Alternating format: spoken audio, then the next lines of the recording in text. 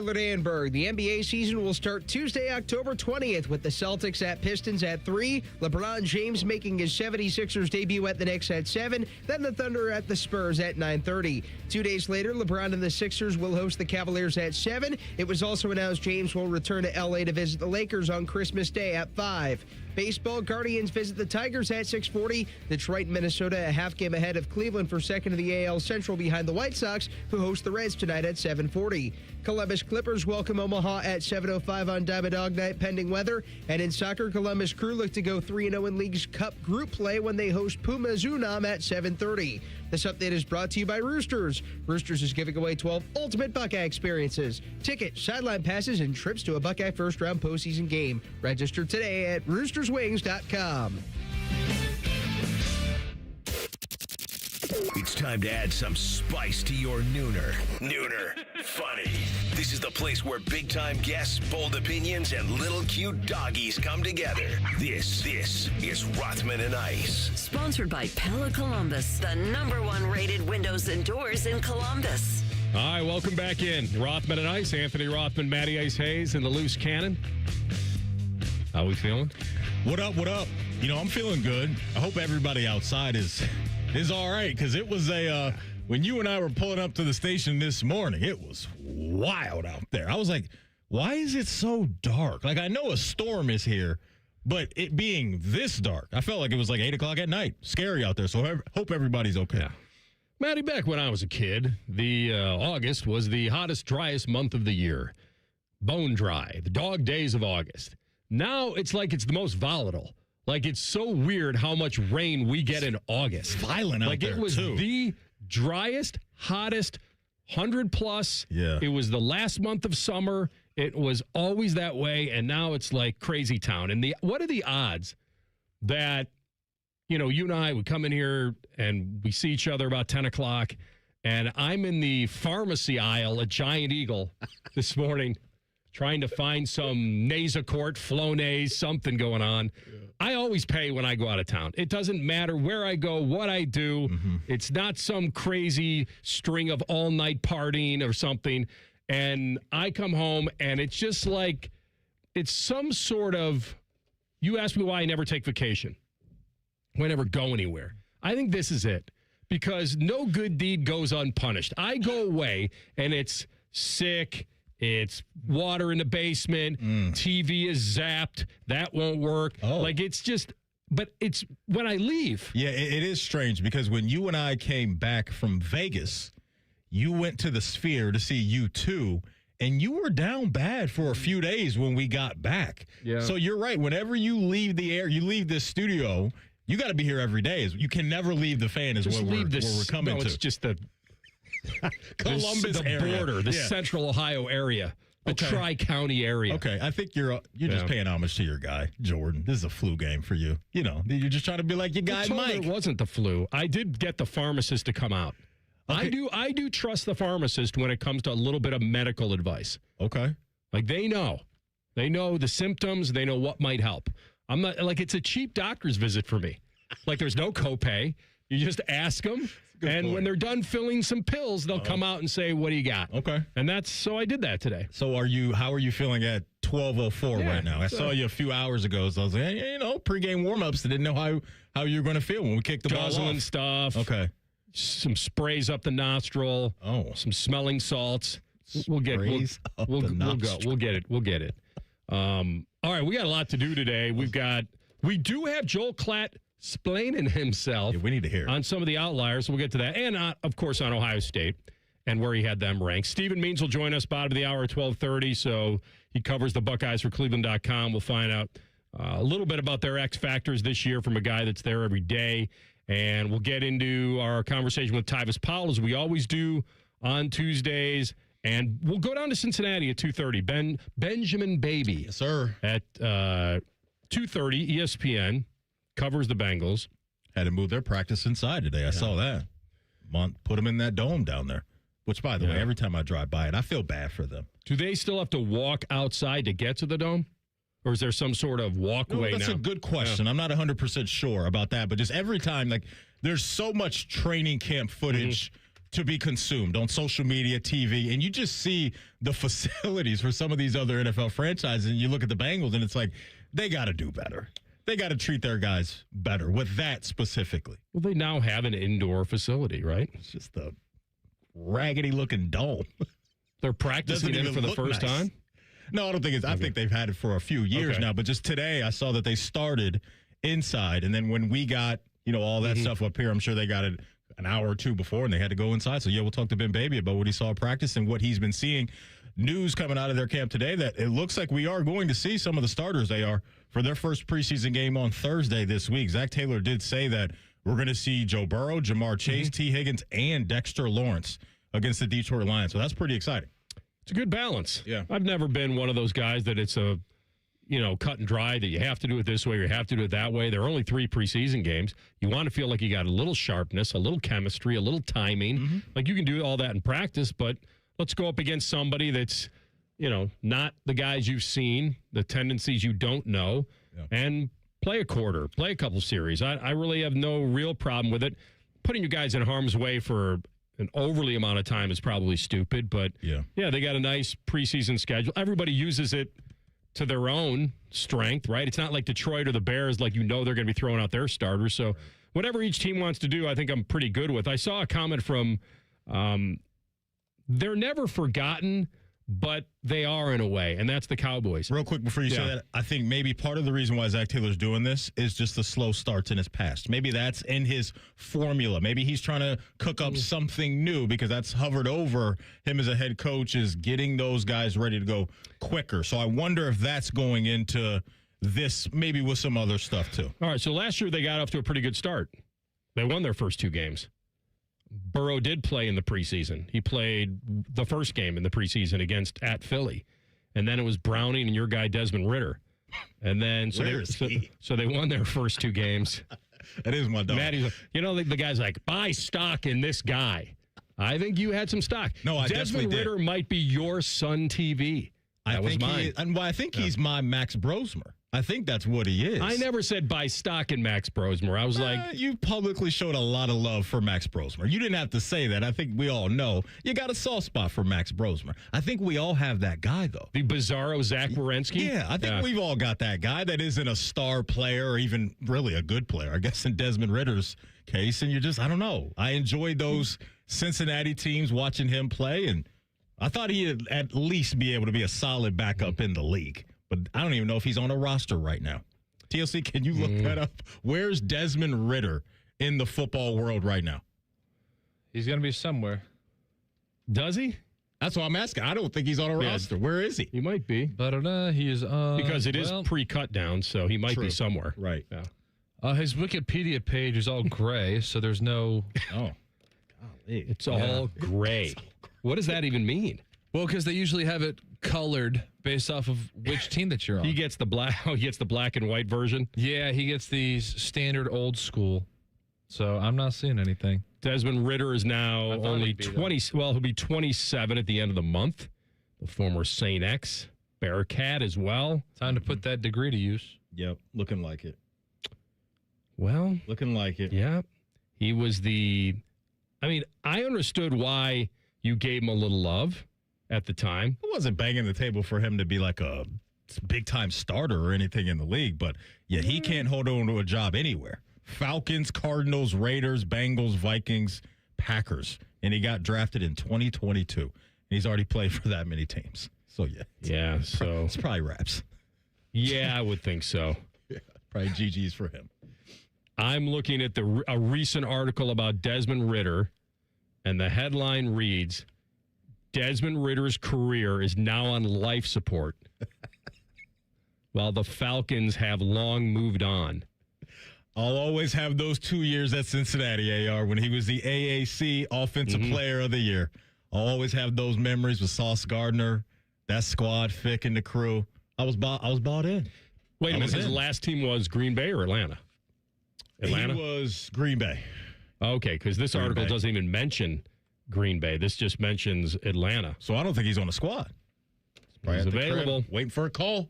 He's available. All right, stay locked in, Desmond. You never know, big dog. You never know. I really don't know. It's a great little. Could probably have time to get him on the show. He's got time. You want to reach out? He's your guy, Matty. Yeah, I would. I don't know if that would go well What do you because mean?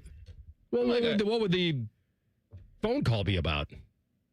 I'm reading your careers on life support. No, you and I would. You know how we get down. I know, We'd but be able to what would handle be it. his motivation to come on? Talk about the glory years. Talk about what didn't work. Well, you know that. Putting his free time to use. Yeah, All right. you know. Tom Pelissero reported yesterday afternoon the Packers were signing Tyrod Taylor to be Jordan Love's backup after Malik Willis left in free agency, but revealed they would be cutting Ritter in a corresponding move. All right. So I've got Desmond, you've got Brosmer, and TLC's Brosmer was got. undrafted. Your guy was at least. Listen, I'm not trying to attach Max Brosmer to you forever. I'm just saying, since he was at Minnesota, you were a little excited about what he could do last year if he got an opportunity. He's your guy. That's okay. And TLC's got, I think he's a Wentz guy over there. That's kind of your backup guy that you like, right? I liked Wentz and Mariota. That's right. Only as backups. I though. like Wentz. I did.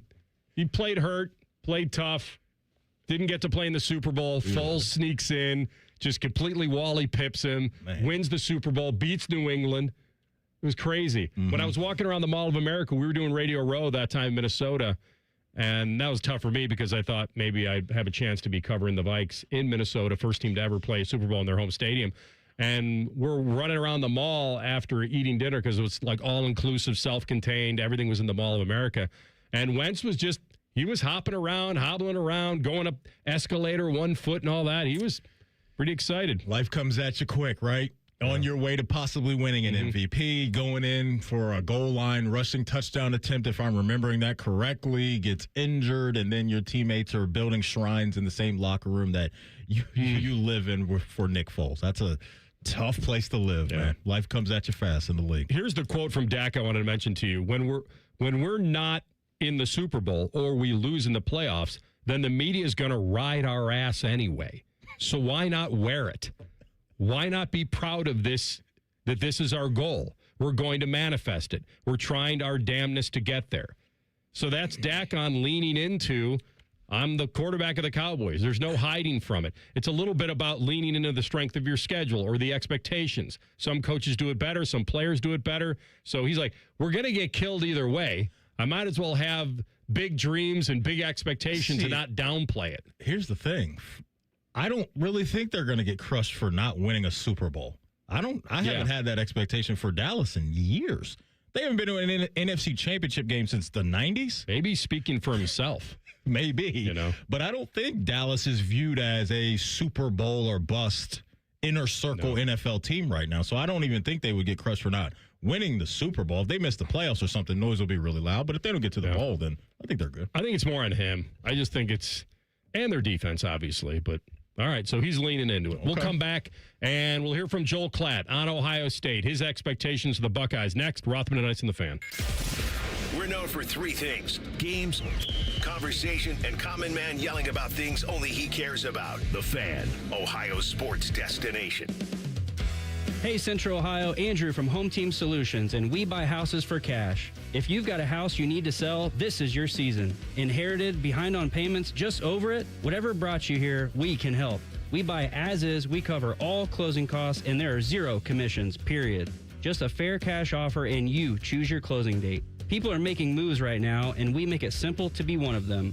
One call is all it takes. We'll get you a fair cash offer, fast, no pressure, no obligation. Hundreds of your neighbors have already sold the easy way, and we've got 5-star reviews and BBB A+ rating to back it up.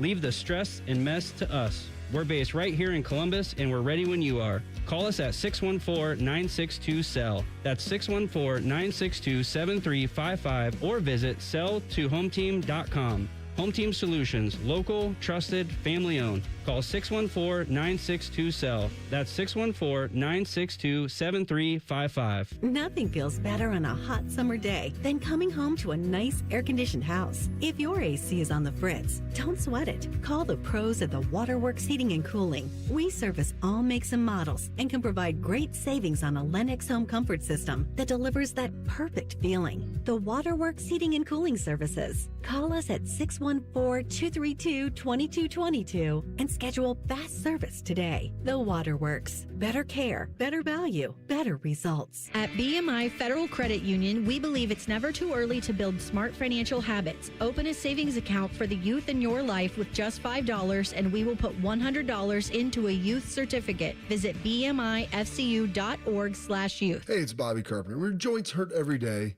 and you've been told you need surgery. All you got to do is make sure you do your homework. There's a lot of doctors that are going to try to force you under the knife, and they're going to force you for a joint replacement. But remember this, once you go and start putting hardware in there and you replace a joint, there's no going back. I've had multiple surgeries. I have hardware in my body. I don't want to do it again. And that's why I went and saw my friends at QC Kinetics to get a second opinion. I had some knee pain. It was bothering me. I went and talked to Dr. Tesner and his team about how they were going to use the regenerative treatments to help my body heal itself. It's unbelievable. It's great. They'll start with a consultation. They'll show you the healing tools. They'll show you what to do. Surgery is your choice, your body.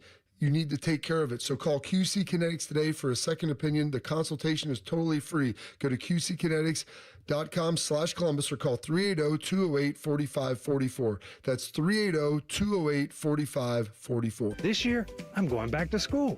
At My Computer Career, I'll get the skills and certifications I need for a great career in months, not years. Visit mycomputercareer.edu and take their free career evaluation today. It's never too late to go back to school. What defines Ohio? A place that dares to go first and never looks back. There's no slowing us down. At Jobs Ohio, our mission is clear. Strengthen job opportunities and empower Ohio's workforce. Another reason why Ohio is now ranked the #1 state for business by CNBC. This is what unstoppable feels like. We did it together, Ohio. Our time is now. See Ohio's momentum at jobsohio.com/Ohio's time. Helping a new driver get ready for their road test? Here's a convenient new way to make the most of your 50 hours of required practice driving time. The Road Ready Ohio app, available now at no cost to new drivers and their families. Road Ready Ohio keeps track of your driving experience together, providing feedback and safe driving tips. It even generates the documentation you need for the Ohio BMV. The Road Ready Ohio app, free to download in the Apple and Google App Stores. Think you know Buckeye football? These two say, hold my beer. The Beat with Austin and Berm. Sponsored by The Waterworks. Daily on the Fan's YouTube and wherever you get your podcasts. Your home of the Buckeyes, The Fan. Fan weather. From the Logan AC and Heat Services Weather Center. Throughout the rest of your Tuesday, tracking showers and storms continued later this evening. The main focus with those storms is pretty much heavy rainfall and gusty winds. Highs today right around 85 degrees, feeling warm with that humidity as well. We're keeping an eye out for the possibility of seeing more flash flooding throughout the rest of your Tuesday. I'm your 10 Weather Impact meteorologist, Lily Aldridge, 97.1 The Fan. 1, 2, 3. Here at The Fan is always football o'clock. Proud to be your home of the Buckeyes, Browns, and all the NFL games you can handle. The Fan. Hey, this is Michael Behrens, Big Red, otherwise known as the czar of the parking lot, and you're listening to Rothman Ice on 97.1 The Fan. As I nicknamed him the Big Red Machine, he pulled in today during the torrential rain. And I was also sitting in the vehicle in the parking lot. He's just holding it down out there. A little breaking news coming out of Minnesota Vikings training camp. Adam Schefter just tweeted this. ESPN sources the Vikings have named Kyler Murray as their starting quarterback. So, not the biggest surprise, but it's official now on August 11th. So, of all the quarterback competitions around the league, I think the Vikings are first on the leaderboard to stamp their guy. You and I, when they made this move, figured it was headed this way. You couldn't rely on J.J. McCarthy based off of what he's done. Now I think Kyler Murray's got a really good opportunity in front of him to showcase not only to Minnesota, your team, but the league, that I can do this at a pretty high level. So, hey, working with Justin Jefferson and that crew, that's good living. So I'm excited to see it. That division is going to be fascinating. So there it is. Kyler Murray officially named the starting quarterback for AR's Minnesota Vikings. All right. So like you said, not a surprise. I think everyone would have believed it was a surprise if it went the other way. Or the longer this dragged out, would that mean that Kyler's not impressing enough for them to name him? The one thing that I am interested in this battle, and I'll never know, did he get named the starter because he's looking so much better, or that when he struggled, McCarthy couldn't take advantage? And I've talked to some people that cover that team. No. That's no. If I would have said something like got some people in the inside the team, no.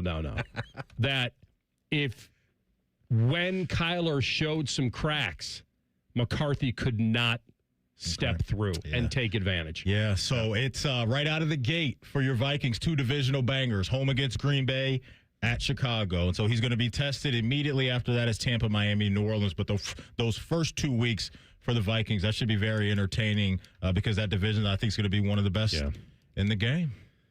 I wonder if you brought up something there that actually means something.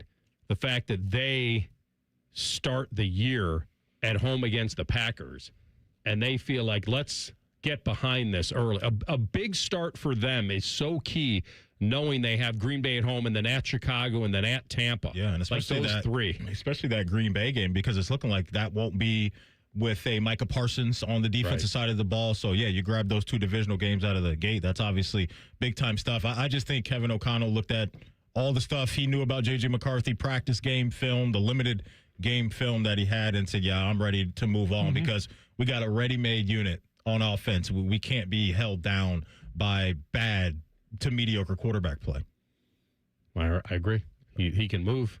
He's got experience. He's got weapons. Give him his first shot. Yep.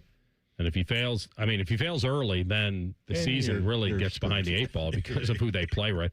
Like, if they started out 0-2, lost at home to the Packers. Max Brosmer. Okay. Your boy. Come on down. He's on a roster.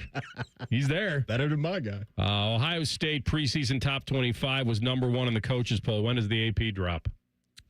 TLC, I think you said, next week? We're expecting that next week? Yeah, I thought it was this Monday. Yeah. I was all excited about it, and it turns out that, according to the Google AI overview, it's actually next week. But it's Monday at noon. There it is. So you can basically open the show with it. We'll have fun. I won't be here on Monday, Wait, so I'm sad. Oh, what? I'm missing the big AP poll reveal. Okay. Everybody works on Mondays. Well, not next Monday. Okay. I know. Hey, or will you be with me on Monday? I got a few Kalshi wagers dependent on this reveal. It was a movie, that's all. And everybody works on Mondays. All right, let's go to his preseason top 25, and he has Ohio State at number 3. So 2 spots lower than the coaches, and here's his explanation. At number 3, a team that is going to be almost completely opposite to what they were a year ago, and that's Ohio State. Buckeyes could have one of the best offenses in the entire sport. Quarterback, back, Julian Sayin. Best player in college football, Jeremiah Smith, back. Offensive line, lots of returning players up there on the offensive line. Running back, Bo Jackson. So this offense, which was a question mark a year ago with a brand new quarterback, and it's like, what are we going to do on the offensive line? Who's going to run the football? Now we know those answers. What we don't know is who's replacing all those elite NFL players on the defense. So now you're going to have to replace 8 starters on the defense, and it's not just any starters. It's guys like Caleb Downs, Narvell Reese, and Sonny Styles. These guys were littering the top of the NFL draft. So it's going to be maybe a little bit different. That was a team that was a defensive team a year ago. They were the number 1 defense in college football under Matt Patricia. Now, do I think that they recruit and develop at a high enough level? Again, back to the benefit of the doubt that we just gave Mario Cristobal and the way that he is recruited on the defensive line. Shouldn't we give that same benefit of the doubt to Ryan Day and Ohio State? Probably. If they're better on the line of scrimmage on offensive line, which they should be, then this team could make another run. There's no doubt. Offense was the struggle last year at the end of the year when they went up against great defenses. It's a little bit of the opposite this year. We'll see how the offense should be very good, and you've got experience because we talked about this yesterday. Some of the guys, it's a young football team. They're young at quarterback, and that's a team that when they went up against some different angles, different blitzing, just different schemes, they did not react great to it, and they still were very close. So I'm with him. I don't think there was anything groundbreaking there with what he said, other than that the focus mostly on this Ohio State football team has switched in a year to the defense. Now, the focus will never go off the offensive line. That is always going to key all year. Yep. They can stay healthy and be good, and that'll lead to some great things with a more experienced quarterback. But how can you not look at the defense, and will they take any steps back? Where will they be tested in this defense by really good offensive teams? And it's interesting. I mean, the back end, I'm fairly confident in. Well, we don't know a lot about Earl Little Jr., but we've heard a lot. We've seen some. Jermaine Matthews Jr. and Devin Sanchez. Is he ready? Should be. Like moving into that starting lineup opposite of Matthews. And he was the first corner off the bench as a true freshman. So everybody gets a little older, a little more experience, a little more responsibility. And then where he said in the back end with Jalen McClain, at strong safety, and then some very unknowns at free safety. So he's right to point out that this is not a household defense yet. It's not a no-name defense, but it's not a household defense. For sure. I mean, last year you could start off, everybody in the country knew who Caleb Downs was and what he was capable of. And then you get into the season, you're like, man, this guy, Sonny Styles, is incredible. Arvell Reese is a guy that Matt Patricia can move around and be very effective with what he can do as a versatile defensive piece. And so, yes, there's going to be a lot of new names on the defensive side of the ball, but I like the experience that they brought in. And I think that can help close the gap on maybe some other teams that are running it back with a lot of chemistry, like the Oregon Ducks this year, who from the top down just are bringing back a lot of key returners. But the names that you mentioned are guys that are coming in that have played at high levels elsewhere. And so I cannot wait to see, though, Christian Allegro and Earl Little Jr., especially Christian Allegro, because now he's coming in from Wisconsin, experienced guy. Is he going to be in that direct Arvell Reese role? Can he handle that? Because we saw Arvell, his ability to move around, whether it was at the line of scrimmage or at the second level or maybe in the slot every once in a while, he can cover this guy or that guy. Does Matt Patricia have that chess piece to move around? Same thing could be said for the safety unit, Earl Little, on the back end, because of what Caleb Downs was doing every single week. And so when you take those pieces away, can you do the same thing the next season? So that's going to be a big focus for me defensively, are those names: Christian Allegro, Earl Little Jr., and then up front, James Smith as well has to follow this trend of good interior defensive line play. Tyleek Williams, Kaden McDonald, Michael Hall, Ty Hamilton over the last few years. These are guys who have all been drafted from the interior defensive line spot. Those are three huge pieces that I think they're going to be relying on defensively, and those guys got pretty big shoes to fill because the guys that are gone were drafted pretty doggone high last year. Manny, look at the history. That's what you kind of lean on if you're Ohio State and an Ohio State fan and watching what Arvell Reese did last year. And we talked a lot about him. He was the guy, the name that we were talking about, and what Cody Simon did prior to that. Like this, it does, I know it's cliche, but this next man up, the reload, no rebuild, it's very evident here at Ohio State. And though that would be Peyton Pierce's job to follow in that line. I'm glad you identified Christian Allegro because I think he's going to be a big piece of this. And because you have guys that, and the other guy was Riley Pettijohn, who we think certainly could be too good to keep off the field. So it's and Little, I think you said Little was Florida State guy, but he played mostly free safety at Florida State. So there's some versatility in this defense. Yeah. You're confident Matt Patricia will be able to use these guys where their strengths are. And then the big thing is that they get to find out right away again. And they get to find out further on facing the quarterbacks they're going to face. I've said it a million times. I know Ryan Day's leaned into it all in the offseason as far as they will know what they are pretty quickly. Going to Texas, going to Iowa, going to Indiana, going to USC, taking on Dante Moore in Oregon here before even the rivalry game. Can't fake the funk this year with that schedule. I mean, a lot of teams around the Big Ten are going to have a lot of heavy hitters on their schedule. Ohio State is one of them with 5 to 6 teams that are going to be ranked in that top 25. And so you're right. You're going to have to go on the road and earn it. And so I think when you have the defensive pieces that we just talked about, but to me, more importantly, the quarterback under center, who I think is going to be able to take on a lot of these challenges because of his experience from last year, I think that's a great place to start. We'll ring up our guy, Stephen Means, in 2 minutes. Don't go anywhere. And we'll ask him, where will this Buckeye team be tested most? Rothman and Ice and the Fan. Hey, it's D. Miller. August is here, and the kids are going back to school, but the parents are going back in time because at Low T Center, we're turning back the clock and bringing back the energy and vitality of your youth. If you've been dealing with low energy, low sex drive, or lack of motivation, those are all signs of low testosterone. So don't ignore it. Go to fixmylowt.com and book an appointment for your free T-test today. And if you qualify for treatment, we accept insurance, so don't delay. Visit fixmylowt.com today. Ever wonder where your go-to maintenance person gets the metal products they need to fix yours and everyone else's problems? The best in the business go to Metal Supermarkets for their wide variety of metal products and shapes to tackle projects from simple to complex. Metal Supermarkets is your source for all metals cut to size and ready fast. No minimum order with maximum service. Visit the family-owned franchise on North Wilson Road or at Columbus at metalsupermarkets.com.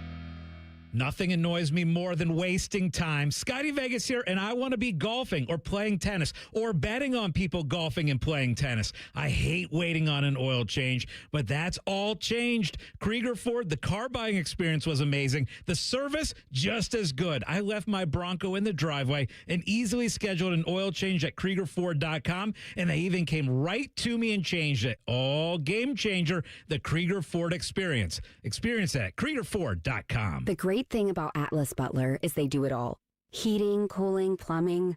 Look, I'm busy with work. I don't have time to wait around or deal with lots of people. One company, one call, and they do it all. Wonder if they'll clean out my inbox. Seriously, offer that service. Please. Atlas Butler is at your service. Call 1-800-FURNACE. Rothman Ice is sponsored by your local Pella Window and Door showroom on Gemini Parkway. The Fan, Ohio sports destination. There's nothing like ripping off your pants and enjoying some lobster bisque. This is Rothman and Ice. Covers Ohio State football for Cleveland.com. He hosts the Buckeye Talk Pod. He's our friend, affectionately known as Natron on this show. He's our friend Stephen Means. He's on the Bryant Heating and Cooling Systems fan guest hotline. Stephen, good to have you back, bud. Good to be here. Thanks for having me, guys. Thank you. All right, let's attack this defense for a second. Where do you believe they will be tested most with this defense? Ooh, that's a very, very good question. I think up front, just because there's so much new, and the one guy we do know, well, the two guys we do know, it's like, hey, these guys have to take a superstar step that we haven't necessarily seen from them. Obviously, James Smith, John Walker, Quay Russo are all new to the party. Bo Atkinson's been here for a year, but it didn't necessarily look great last year, so I'll throw him in with all the transfers who are expected to play. You do have some young guys in Epi and Zion Grady who might be ready to contribute to you, but so much of how good Ohio State's defensive line is going to come down to, is Kenyatta Jackson everything they need him to be, and is Edric Houston everything they need him to be? I liked what I saw from Edric, to be frank about it, the first 3 days. If he plays anything like he played the first 3 days of fall camp practice the rest of the season, he won't be here next year, and he'll be shaking Roger Goodell's hand on the night one of the NFL draft. I think with Kenyatta, it's like, okay, all the tools are there. It seems like they're building a scheme with him in mind to be a breakout, highly productive defensive end for him and for Ohio State. He's just got to do that this year. And so, I think the strength of the defense is definitely in the secondary, and there's some high ceilings back there. But this defense is only going to go as far as Kenyatta Jackson and Edric Houston and the rest of this defensive line takes it. I hear you, man. Game's usually won down there in the trenches. Let's talk about Christian Allegro and what you've seen as far as his ability to move around on this defense. I know that's something that's been talked about. You've been out there recently. What does that look like on the linebacker level? Yeah, I think, listen, you're not replacing Arvell Reese. Christian Allegro is not going to leave here and be the number 2 pick in the NFL draft. He says, knowing this is being recorded and somebody can go find it later. But I do think Christian Allegro, between what they were doing with him in spring practice, where maybe he was doing a little bit more of that edge stuff and then doing a little bit of off-ball linebacker stuff later in the spring, and now you're seeing kind of both of those things be applied through the first couple of days of fall camp. I think that stuff is at least still on the table to still do this year. Some of the stuff they were doing with Arvell, where it felt like early downs, he was more of a traditional linebacker. And then because of his size and athleticism, they turned him into an edge rusher. I think Christian can do some of that stuff. And again, it's just another option. I think that the key word for this defense this year is just options. I think Matt Patricia, whether you want to talk about Christian Allegro, Quay Russo, Devin Sanchez, Jalen McClain, Earl Little, they've got options for how they want to attack an offense for essentially every situation you can think of. Stephen, I know it's popular to say, and maybe it's even accurate to say, that they've got a lot of guys they can throw the football to outside of Jeremiah Smith. He's going to get his. Mm-hmm. But is there a competition going on right now where you have a senior in Brandon Ennis trying to maybe hold off a transfer or a freshman? Like, is there true competition in that receiver room as far as competing for footballs? Yeah, and I think it's good and healthy, and it's been a while since we've seen that. Because even when you go back to some of those rooms that were loaded, there was like a clear hierarchy, and everybody just sat comfortably in their seats. You remember in 21 when they had 5 first-round draft picks in the room, but it was like, okay, Garrett, Chris, and Jackson are going to play. Emeka and Marvin are for the future, and that's kind of been the case. I do not think that is the case this year. This might look a little bit more like 2019, where if you remember, KJ Hill didn't come off the field, and then rotating around him were Benjamin Victor, Austin Mack, Garrett Wilson, and Chris Olave. Well, this time around, KJ Hill's 6'4", 225 pounds, and then Jeremiah Smith, while the guys who are going to rotate around him are Brandon Ennis, Devin McEwen, Kyle Parker, and then those 2 freshmen, Brock Boyd and Chris Henry Jr., look very, very good. So, listen, to start the season, especially when you go to Texas, I would just assume that Devin McEwen and Brandon Ennis are the starting wide receivers. But I don't think those jobs are like, hey, those definitely are going to be your jobs in week 11 just because they were your jobs in week 1 and week 2. Like, those freshmen are pushing, and Devin McEwen has looked very, very good the first couple of days of practice. So you got to bring it this year. I think Brandon Ennis has been a great leader, and he's valuable to that locker room. But you got to bring it in that room this year in a way that, quite frankly, I don't think was possible last year thanks to injuries and maybe guys not panning out the way you thought. But I think they legitimately have 6 guys that they can play any given snap on Saturday, and 5 of those guys might just rotate by the end of the day, and then Jeremiah Smith is just like the planet all of them are rotating around. Yeah. Good point on that other team. I remember Jameson Williams was even on that roster. I don't know how many he caught, but he was on that team. Do they intend to make Bo Jackson more a part of the passing game, less, the same than last year? Probably. I think what's been so interesting about Bo is obviously it wasn't like the most normal of off seasons with some of the noise that was around him in January. I expect there to be more of a rotation there too. I mean, we're talking about options on the defense. There's got to be options on the offense. I think Isaiah West has had a heck of an offseason and has maximized the opportunities that heck of an offseason has rewarded him. And so now, do you have like a 1-2 punch with him and Bo Jackson? But then also Legend Bay, I know he was suspended the first 2 days of practice, but they threw him right in there with the ones on Saturday as soon as he got back. And so I think Carlos is looking at the room as a whole and thinking this is the deepest running back room he has had. And so what does that mean for touches? Like, I think we're also assuming to some degree that Bo Jackson is going to be the first running back to take the field when they play Ball State, or more importantly, when they play Texas the week after that.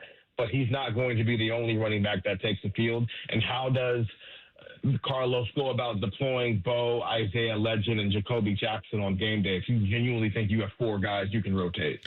So I heard Julian made a comment about how because of the work that he put in this all season physically, right, in the lab with Coach Maradi and all that, now he's feeling like there's more zip on his football and he can throw the ball harder. When you were out there, what did you notice about the arm strength and how he looked physically going into year 2? So I think the most notable throw of, hey, where's Julian Sand's arm strength for me last year was the throw to Jeremiah Smith in the Big Ten championship game. When he floated it, JJ beat D'Angelo Pons, and quite frankly, if Julian throws a better ball, that's a touchdown, and it might be the game, given where the score was at that point. But because he floated it, JJ had to slow down, catch it, then try to make a play afterward. And instead of what should have been like a 70-yard touchdown, it ends up being a 40-yard play that ends in a drive where I think Ohio State stalled off in the red zone. I do not think that is going to be a problem this year. Whether it was in the red zone and he was zipping passes to Chris Henry Jr. and Nate Roberts and Jeremiah Smith, or he had a 50-yard throw Friday afternoon to Devin McEwen, that was just money. Like, Dominic Kelly was in perfect coverage. There's nothing more he could have done. It's just Julian put the ball in the spot that literally Devin McEwen was going to catch it or nobody was going to catch it. Those types of plays that we saw last year where it felt like, man, he's like leaving some air under that ball. He's not doing that this year. And I think that is important when you don't have Jeremiah Smith and Cardinal Tate and the way they might have to use Jeremiah Smith this year. You see it. Now, granted, the other place you want to see that weight room experience show up is in the run game a little bit in terms of him making plays with his legs. But as Turner's is like arm strength, I've seen no issues with that through 3 days of practice. Great stuff with our guy, Stephen Means. Always look forward to our conversations. Can't wait to have more this season. Thanks, Stephen. Good talk, guys. Thanks. Good stuff on the Bryant Heating and Cooling Systems fan guest hotline. All right, we're going to switch it up. We'll come back, and nobody was safe when this guy was in front of the mic this weekend. You'll hear it next. Rothman and Ice on the Fan. Whatever you're doing right now, just know that Bo Bishop is enjoying a sip of bourbon. Even if this promo is playing in the morning, no judgment. Ah, sweet morning drinking. The Fan. Many times, a person hires a law firm after an injury without doing research. It can be a big mistake or not. Sometimes, after you have hired a certain lawyer, you realize you made a certain mistake. But guess what? Just because you hire them doesn't mean you can't fire them. I'm John Morgan of Morgan & Morgan. If you think you've hired the wrong firm, you may have. So do this. Google Morgan & Morgan results or visit forthepeople.com for cases just like yours. You may find that our full-service injury firm should have been your choice in the first place. Last year, almost 12,000 people discharged their law firm and hired us after further research. We became America's largest injury firm for a reason. Visit forthepeople.com today and let's get started. Or call Pound Law on your cell phone. Morgan & Morgan, for the people. Morgan & Morgan, Ohio office located at 600 Vine Street, Cincinnati. Prior results do not guarantee a similar outcome. McDonald's is putting value back on the menu. Whether you're craving a Big Mac, McNuggets, or sausage, egg, and cheese McGriddles, make it a meal and save. Your favorite is now your wallet's favorite, too. Extra value meals are back. For a limited time, get an $8 Big Mac Extra Value Meal, complete with a medium Coke and medium fries. Promotion pricing may be lower than meal pricing. Price of participation may vary.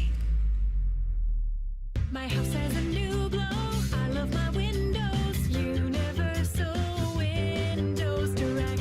Common Man here. Right now, buy 4 windows, get 4 free in 48 months with 0% interest, same as cash. Restrictions apply. Call 614-502-5220. Like me, you'll be saying, I love my windows. I love my windows. They've got that brand new home effect.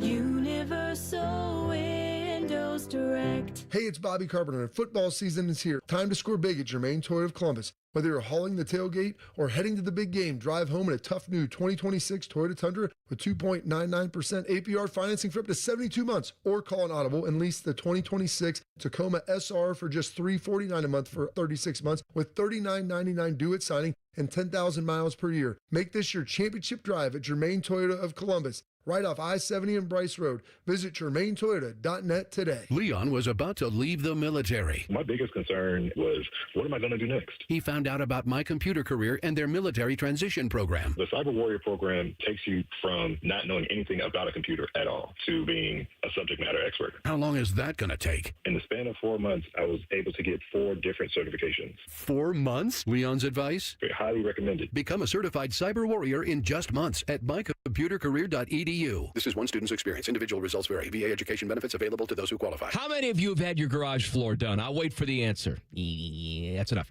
How many of you think it looks like crap? That's because it is crap. One quick call to Comer & Cross Concrete Floor Coatings at 1-800-NEW-FLOOR, and they can install a gleaming new Comer & Cross garage floor in one day. A Comer & Cross garage floor is the gold standard. It's like pulling into a new car showroom every night. And here's the best part. It is guaranteed your garage floor will never chip, crack, or show tire lift like epoxy or paint. ever. And listen, you lazy bum, they'll even take the stuff out of the garage for you. They're all certified uniform pros. No subcontractors at Comer and Cross. This is a premier product with premier results, and they hired a premier endorser to tell you about it. For your quick and easy Comer and Cross garage floor quote, call 1-800-NEW-FLOOR now. That's 1-800-NEW-FLOOR, or go to comercross.com, C-O-M-E-R cross.com. Bishop and Friends. I've been fighting this fight for about a year with NBC. I finally got him on kind of a longer, flowing, hopeful look. Bishop and Friends, sponsored by Diamond Seller. Weekdays from 9 to noon on The Fan. All your favorite fan shows are available when you want them. Head to 971thefan.com and hit that subscribe button. The Fan, Ohio sports destination. Their live golf team name is Ice Dogs. You're listening to Rothman and Ice. Sometimes it's easy to just say what you would have done versus not knowing what their relationship is and whether they could have this moment or whether he could have this moment. I'm talking about Adam Vinatieri, who just went completely savage against some dudes in his Hall of Fame speech. Now, to me, it's like time and place. So on the surface, I'll say right now, that wouldn't have been me. It wouldn't have been my personality. It's his personality. They all have different ones. It's great. Let them do what they want. I got to step aside when it comes to, ripping him for this. But I'm not going to lie to you. I was like, it felt off to me. It felt off for the time and place. This is your legendary speech. But then I have to step back and say,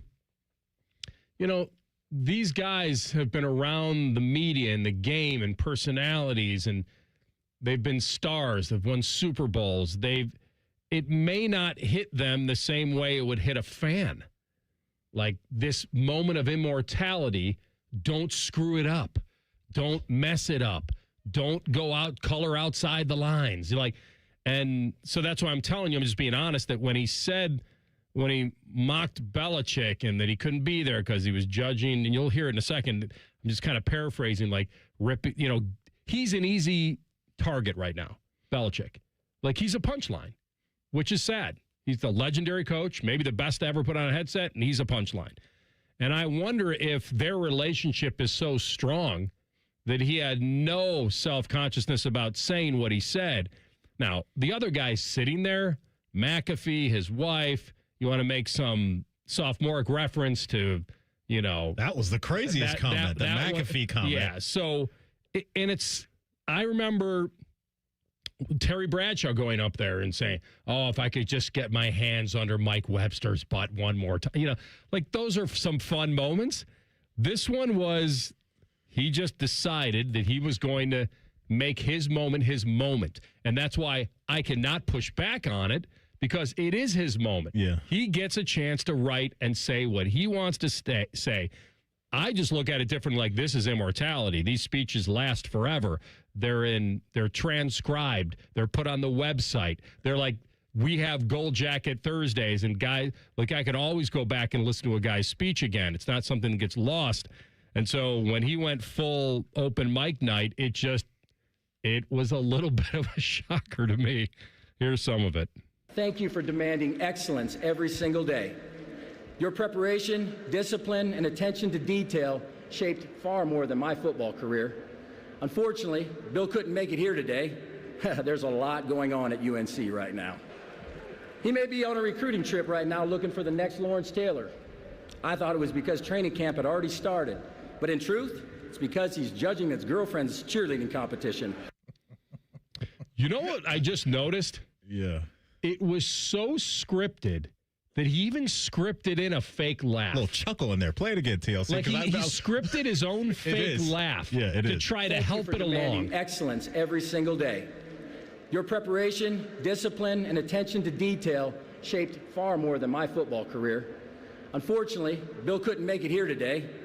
There's a lot going on at UNC right That's now. all we need to TLC. He scripted his own laugh. You're right, but I also think you're right in your take on their relationship. Because knowing how Bill's wired, I don't think Vinatieri does this if he feels like Bill's going to take it the wrong way. But it is crazy that the guy that we're talking about, Bill Belichick, has so many just odd things swirling around him when he never was this guy. The girlfriend, the interview. Now he's got his boy Lombardi is out. His son has been dealing with a health scare. I had to imagine that's probably why he wasn't there. And so it just is always some speed bumps with Belichick in this situation. For Vinatieri, like I said, I thought the McAfee comment was the craziest one. Him going after Peyton Manning and all that stuff, that's fine or whatever. But the way that he said it was pretty insane. Let me ask you this. Do you think that when he cooked up this speech that he wanted to be different and memorable? Because he is being talked about the most. His speech is being talked about the most coming out of this thing. There were some other good speeches for sure, but do you think this was on to get this attention, to have this recognized as one of the more oddball, outlandish speeches we've ever heard? I think it was calculated. I think, well, he's talked about it already, and he wanted to hit everything. He wanted to be sentimental. He wanted to make people laugh, and he wanted to end it with a bang. Like, he wanted to have all of it. Which I think is a good game plan. And I like that. He doesn't owe anybody an apology. Unless Bill's offended. But what yes. That's it. He doesn't owe, right. He doesn't owe anybody that has nothing to do with it an apology. Right. Because they have nothing to do with it. I don't have anything to do with it. Now, what he's got to understand is that we're in this kind of a world now where everybody has an opinion and they have a place to have a platform to say it. Mm-hmm. And so if there's a little blowback on it, a little pushback, or that was a little odd, or it showed maybe you need to be a little more classy in this moment, then he's just going to have to take that. And obviously he's going to roll with those punches.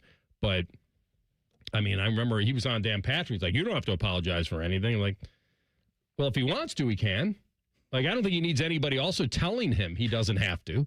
Like, you're right. It depends on whether Belichick right now has a lot going on. You're exactly right. If anything, maybe you give him a little bit of a pass. Like, you know what I mean? It's like, probably one, hey, this is my boy. Yeah. He can get it. I don't care. I think that's what it was. I've got that relationship with my friends, too, where we kill each other, right? And it's rooted in love. And I think no matter the setting, I don't care if there's 10 million people watching or if it's just 10 of us at a bar having a good time, I'm coming after you. Well, and that's I think the that difference, though. In a different setting, this is fair game, 100 out of 100. I think for a Hall of Fame speech, it felt a little odd. That's all. My opinion. Take it for what it's worth. Other than that, go for it. It's what makes you you. Like, it doesn't have to land. Yeah, like, not everything landed. I don't think everything truly landed. I think you're going to get some awkward chuckles there because they're human, and maybe it was unexpected. And when someone says something unexpected, there's a little bit of a shock factor, and then there's some, like, nervous laughter, like, should I laugh at that? And so it's all good. Let's not forget, he's a football player. He's a kicker. These guys weren't. He's not a CEO of a company that's talking to all of his employees. Yeah, that's what I'm saying. It decides to go off script and it doesn't work. At the end of the day, it's still football, right? At the end of the day, he's a football player. It's still football. And this guy with the Colts of the Patriots was a legend. He deserved that moment. However he wanted to craft it. I'm not going to knock them. I'm never going to knock people for being true to themselves, right? Like we were talking about. Unless it's offensive to you. Sure. Well, right. Okay. Yeah. I'm just saying, like, if like the way we were giving Kyle Whittingham grace for being true to himself about the rivalry, I think we got to do the same thing here with Vinatieri having some fun and needling some of his homies. I don't got a problem with it. Yeah. And that's the key, is that he has the relationship with those guys. And Belichick also knows this. The second he decided that that's the person he wants to be with, he knew what he was up against. He did. They could keep it airtight, though. He gave her too much. It felt like he gave her a lot of control over things. That was very strange to me. Love will make you do strange things. That's real. Hey, you know what? That is some real knowledge right there. He's okay with himself. He's okay. Is he okay with being the butt of jokes now, though? That's what I would love to ask him. I don't know how much he pays attention. He probably hears it. He probably says, you know what? I'm happy. She's happy. I don't really. How happy can he be? Oh, you're talking about his relationship. Yeah, that's what I mean. Football-wise, he can't be happy. He can't be. I mean, North Carolina, August 29th, they're playing TCU. And he went 4-8. Mm-hmm. And it would take $10 million to fire him, which is approximately his salary. Oh, your boy Jordan's got that. Yeah. Swiping the black card, the Amex, he got that. I mean, he's been the problem with Belichick is that he is a punchline in his own industry. That's the bad thing. I think he can handle the off-the-field stuff. Got a young girlfriend. I'm 74. Let him be jealous. Eat your heart out. I think he can deal with that. What I don't think he's going to be able to deal with is going sub 500 again or 4-8 again and having this be his legacy. And that's why I think this is it. Of a coaching legacy. I think this is the last year in Chapel Hill. I really believe that. Well, and like I said, I've got them all lined up, and if Cincinnati flames out. We're coming back, top of the hour, and we'll get back into Klatt's top 25 preseason, and this time he'll explain his outliers. Rothman and Ice and the Fan. Wake up with the Fan. Eat lunch with the Fan. Go to bed with the Fan. Dream about the Fan. Then change your sheets. Gross. Ew, you guys are gross, but stick around in case I don't find anyone else. The Fan. Fall is a season of change, and Hinderer Motor Company is turning over a new leaf with big savings. This is Justin Hinderer.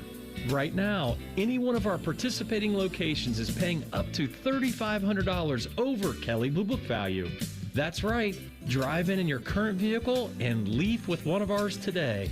Don't wait. The leaves are falling and so are the prices. At Hinderer Motor Company, we love what moves you. Are you a smoker of delicious chicken wings? Then fire up your team for the Sunbury Smokin' Hot Wing and Music Fest, sponsored by the Fraternal Order of Eagles 3614 in Sunbury. Join us October 3rd for a full day of wings, beer, music, and competition. Spots are limited, so register now at smokinghotevents.com. Best of all, you'll help support two incredible causes, Big Walnut Friends Who Share and the Ohio Fallen Heroes Memorial. So bring the smoke and sign up now, smokinghotevents.com. Indeed presents hires you can't afford to get wrong, like a social media manager. Did you just post our Q4 earnings to your personal social media? Oh, yeah. Used the trending audio and everything. That's confidential financial data. Relax. It only went a little viral. The SEC just commented with the eyeball watching emoji. This is a job for sponsored jobs. This is what happens when you don't sponsor your job on Indeed. Next time, get matched with quality candidates with Indeed sponsored jobs. Visit Indeed.com/hire now and sponsor your job today. Out here, you know the drill. Animals are hungry, dogs are getting muddy, and you just noticed you're low on feed. Stocking up at Tractor Supply is easy on your wallet with our unbeatable prices on select shavings, retriever dog food, and Producer's Pride animal and poultry feed. From backyards to barnyards, we've got everything to keep your pets, animals, and livestock well fed and comfortable with low prices all summer. At Tractor Supply. Hey, it's Austin Ward. Listen to The Beat with Austin and Byrne, now powered by the Waterworks and Header Heating, Cooling, and Plumbing. Get the latest Buckeye news, insights, and unbeatable analysis every day. Don't miss a moment. Stream The Beat with Austin and Byrne, sponsored by the Waterworks and Header Heating, Cooling, and Plumbing. This is This Date in Reds Baseball with team historian Greg Rhodes. Number 5. In Reds history, that can only call to mind one player, Johnny Bench, whose number 5 was retired on this August 11, 1984, after his 16-year career. Johnny had hung up his glove a year earlier, and the Reds wasted no time in honoring Bench. He was the first Reds player to ever have their number retired. The only other Red to have a number retired before Bench was manager Fred Hutchinson. Bench's parents were on hand, along with a big crowd at the pregame ceremonies at Riverfront. Fans hung banners off the stadium facade, and one said, JB, number 5 forever. And so it will be. Johnny Bench and number 5, honored for all time this August 11th, 1984, this date in Reds baseball. This Date in Reds Baseball is brought to you by the Cincinnati Reds Hall of Fame and Museum, presented by Dinsmore. Celebrating greatness, preserving history, providing inspiration. Ready to make a move? With the CME Federal Credit Union, you can start your home buying journey strong. Lock in a 5/1 ARM mortgage at just 5.35% APR, and you'll have a happy home and a happy wallet. Whether it's your very first home or the next chapter in your story, CME is here for the journey every step of the way. Learn more at CMEFCU.org. APY means annual percentage yield. APR means annual percentage rate. Terms apply. Membership eligibility and approval required. Equal housing lender. Federally insured by NCUA. Visit cmefcu.org for additional details. Hey, Bo Bishop here. From scratch-made dishes to craft cocktails built with their local spirits, High Bank is the perfect place for date night, game day, or getting together with friends. Whether you're sipping the best vodka in America or grabbing a meal, High Bank delivers every time. Learn more at highbankco.com. Dine, drink, distill at High Bank. Recruiting is the lifeblood of any successful program. But here's the thing about a great pitch. Everybody sounds good before you commit. Hey, it's Austin Ward here. What tells you who somebody really is comes after the yes. That's what impressed me most about Awaken 180. Paige didn't need me to believe some giant promise. She wanted to understand what I needed and then let the program prove itself. Once I started, the attention didn't disappear. The coaches knew how my week went, what was coming up, when something needed adjusting, and when I simply needed somebody to say to me, "You're doing this right, keep going." I lost 50 pounds, but that's only part of why I still endorse Awaken 180. Plenty of companies are great at recruiting customers. Awaken 180 is great at developing relationships. Paige and her team stay involved because they actually care whether you succeed. That's something you can't fake for very long. They earned my trust, then they backed it up. And they deserve your trust too. Check them out today at awaken180weightloss.com. Broadcasting live from the McDaniel GM Superstore Studios. Driving excellence since 1916. Chevrolet. Together, let's drive. WBNS HD1 Columbus. Good afternoon, I'm Tyler Danberg. ESPN's Adam Schefter reported the Vikings are naming Kyler Murray their starting quarterback over J.J. McCarthy. Murray signed a one-year deal March 12th following his release from the Cardinals after 7 years. NBA Cavaliers open their season at LeBron James and the 76ers Thursday, October 22nd. LeBron makes his Philly debut October 20th at the reigning champion Knicks. Baseball, Guardians visit the Tigers at 6:40. Detroit and Minnesota a half game ahead of Cleveland for second in the AL Central behind the White Sox, who host the Reds at 7:40. All fans receive a Pope hat giveaway in honor of Sox fan Pope Leo XIV. And in League's Cup group stage, Columbus Crew host Puma Zunam at 7:30. This update is brought to you by Roosters. Roosters is giving away 12 ultimate Buckeye experiences. Tickets, sideline passes, and trips to a Buckeye first-round postseason game. Register today at roosterswings.com. Always as tender as a well-done steak. This is Rothman and Ice. Second hour of the program, Tyvis Powell 1:30. Joel Klatt had a couple little oddballs in his preseason top 25. I like that. Yeah, go ahead. No, I was just going to say, for the folks that didn't catch it, I think the oddballs for us were Michigan at 10, Texas at 7. Yeah, the fact that he thinks that Texas and Michigan are separated by 3 spots. Yeah, pretty crazy. If you did not catch Joel Klatt's top 25 that was released yesterday, I'll rip through the top 10 real quick. It was Oregon, Notre Dame, Ohio State, Miami, Indiana, Georgia, Texas, LSU, Oklahoma, and then Michigan. I don't really mind that Texas is 7. I think the one that was odd to me was seeing Michigan 10. That was it. It was just when you compare the two, like, I'm not going to get crazy about somebody being ranked 7th like that's some sort of disrespect. No, there are a lot of good football teams this year. I think across the board, though, he's the lowest on them, though. I think a lot of what I've seen is they're in the top 5 for a lot of people. And so them outside of that, I think that's an odd choice. I'm not saying he's wrong. It's just a first for me, and especially when you think about the addition of Coleman at receiver with Archie and all the guys that they have under Sark's watch. I'd love to hear his explanation. That's why we're doing this, because I know TLC cut up all this stuff, and he can break it down for us. All right, which one? Do you have anything on Texas? That's literally the only one I don't have. That's awesome. As soon as that is the look on your face.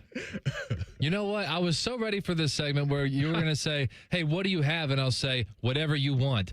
And then you started going through the rankings, and the first thing you said was Michigan 10, Texas 7. I'm like, I forgot to do Texas. But you have Michigan.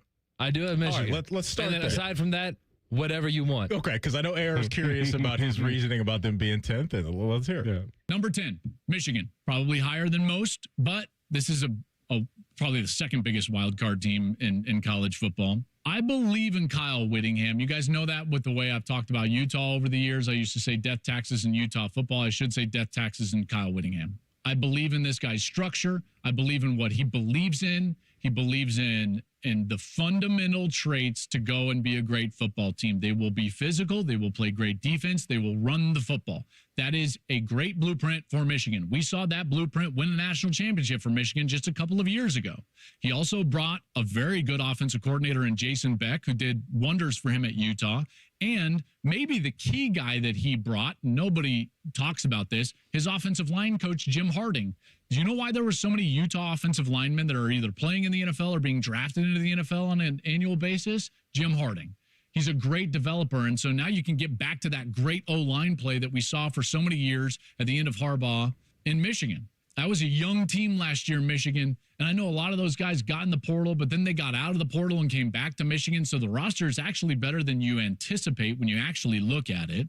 It was an incredibly young team, in particular on the offensive side last year. They had 6 freshmen, including Underwood, out there playing in most of those big moments late in the season. You've got Underwood. Can he develop? 17 total touchdowns, 11 turnovers. That has to improve. There's no doubt. But Jason Beck has a track record of getting the most out of his quarterbacks. Mm-hmm. All right. So you don't sound convinced. I'm not convinced. I'm not convinced that he knows for a fact they're going to be able to run over people. And I really don't know that. Just because Whittingham, that's his calling card, and Beck is a good OC. Yeah. Like, you really need to respect a passing game to be able to run over people. Like, you can be physical. It's a mindset. You still have to have talent, and you still have to have a respectable quarterback so teams don't load up against you. So I'm looking forward to it. He could be proven right instantly. Week 2, Oklahoma. Do it. And then Klatt will be able to show people that he was right about that. They Their get schedule, Iowa early, too, don't they? They get him at home. First few weeks, Penn State at home. They get Indiana at home. Like, he could really, if he beats Oklahoma, then Michigan will have earned their preseason ranking. That's going to be a tough one, right? That's at home for them, the Oklahoma game? It is. So you have John Mateer and that crew coming up there. You know, if I were a Michigan fan, you hear Klatt rip through all the reasons why. You know, they're going to be good and you know, a tough out for the Oregons, Indianas, Ohio States of the conference this year. Took them a while to get to the quarterback, didn't it? That would concern me. And that also adds to some of the chatter that was out there. Because usually, you know, you're evaluating a new team. More times than not, what makes you feel good is looking at the quarterback position and knowing what you have there. He was talking about assistant coaches and this guy and that guy. And then at the very end, got to Bryce Underwood, mentioned what the numbers look like, and kind of moved on. And so that's going to be... He also guaranteed they'd be better. So that's going to be one of the biggest question marks of the entire season in the Big Ten is, what the heck is he? Because what he was supposed to be is in the conversation with the elite quarterbacks of not only the conference, but the country, based off his recruitment and all of that. And so they've got to prove they can beat the big dogs. He mentioned their youth last year. They were 0-3 against ranked teams. Last season, they weren't very good under Sharon Moore's watch either. And so now you do have a grown-up in the building. Whittingham, I respect that. His team's never going to be the flashiest, never going to be, you know, doing all this crazy stuff. I think that's going to align with the identity of what Michigan has been. Just don't know how high their ceiling can get this year. Fair. Bryce Underwood has to be improved. Got to be. He has to be really improved. Yeah. He's a sophomore now. If Whittingham and Beck can tap into that, then they may have something. He was a disappointment. There's no getting around that. Maybe the breathing of the new life with the coaching staff and turning the page on everybody and them not having to feel like they've got to defend their recent history at every turn. Like, they're able to kind of turn the page. But he's had a nice run of quarterback success. I'm not going to deny that. But he inherited this kid. And they're highly invested in him. So if he's improved, then maybe that ceiling is where he says it is. We'll to start the year as a top 10 football team. Because we know, right? You look around the conference, 3 quarterbacks for sure have pretty high ceilings, right? We look at, obviously, Julian. You look at Dante Moore. And you look at Mayava for USC. I think a lot of people probably feel good about what that's going to look like and those guys being some of the best quarterbacks in the conference. You don't know about Bryce Underwood. And so when you have those quarterbacks that you're going up against, sometimes you're going to have to get into situations to where the quarterbacks are going to have a duel off, right? And I don't know if Bryce Underwood can handle that just yet, and that's Kyle Whittingham's job to get him going ASAP. Oklahoma's got the same thing. I think they've got a little more of confidence maybe in their quarterback, but their offense isn't very good. It's not explosive, so that may be an ugly football game in week 2. But it's about winning, and we'll see if Michigan can protect home field and keep that ranking, at least in his mind. That ranking doesn't mean anything. It's just Joel Klatt's. But At the end of the year, if Michigan wants to make the playoff, they've got the schedule to do it. They do. Like they could, if they lost 2 of their toughest games, let's just call it here in Columbus and at Oregon. So if they lose 2 out of their last 3, but they're competitive, if they have a hell of a run and they beat Oklahoma or pick off Indiana, they'll probably lose somewhere along the line.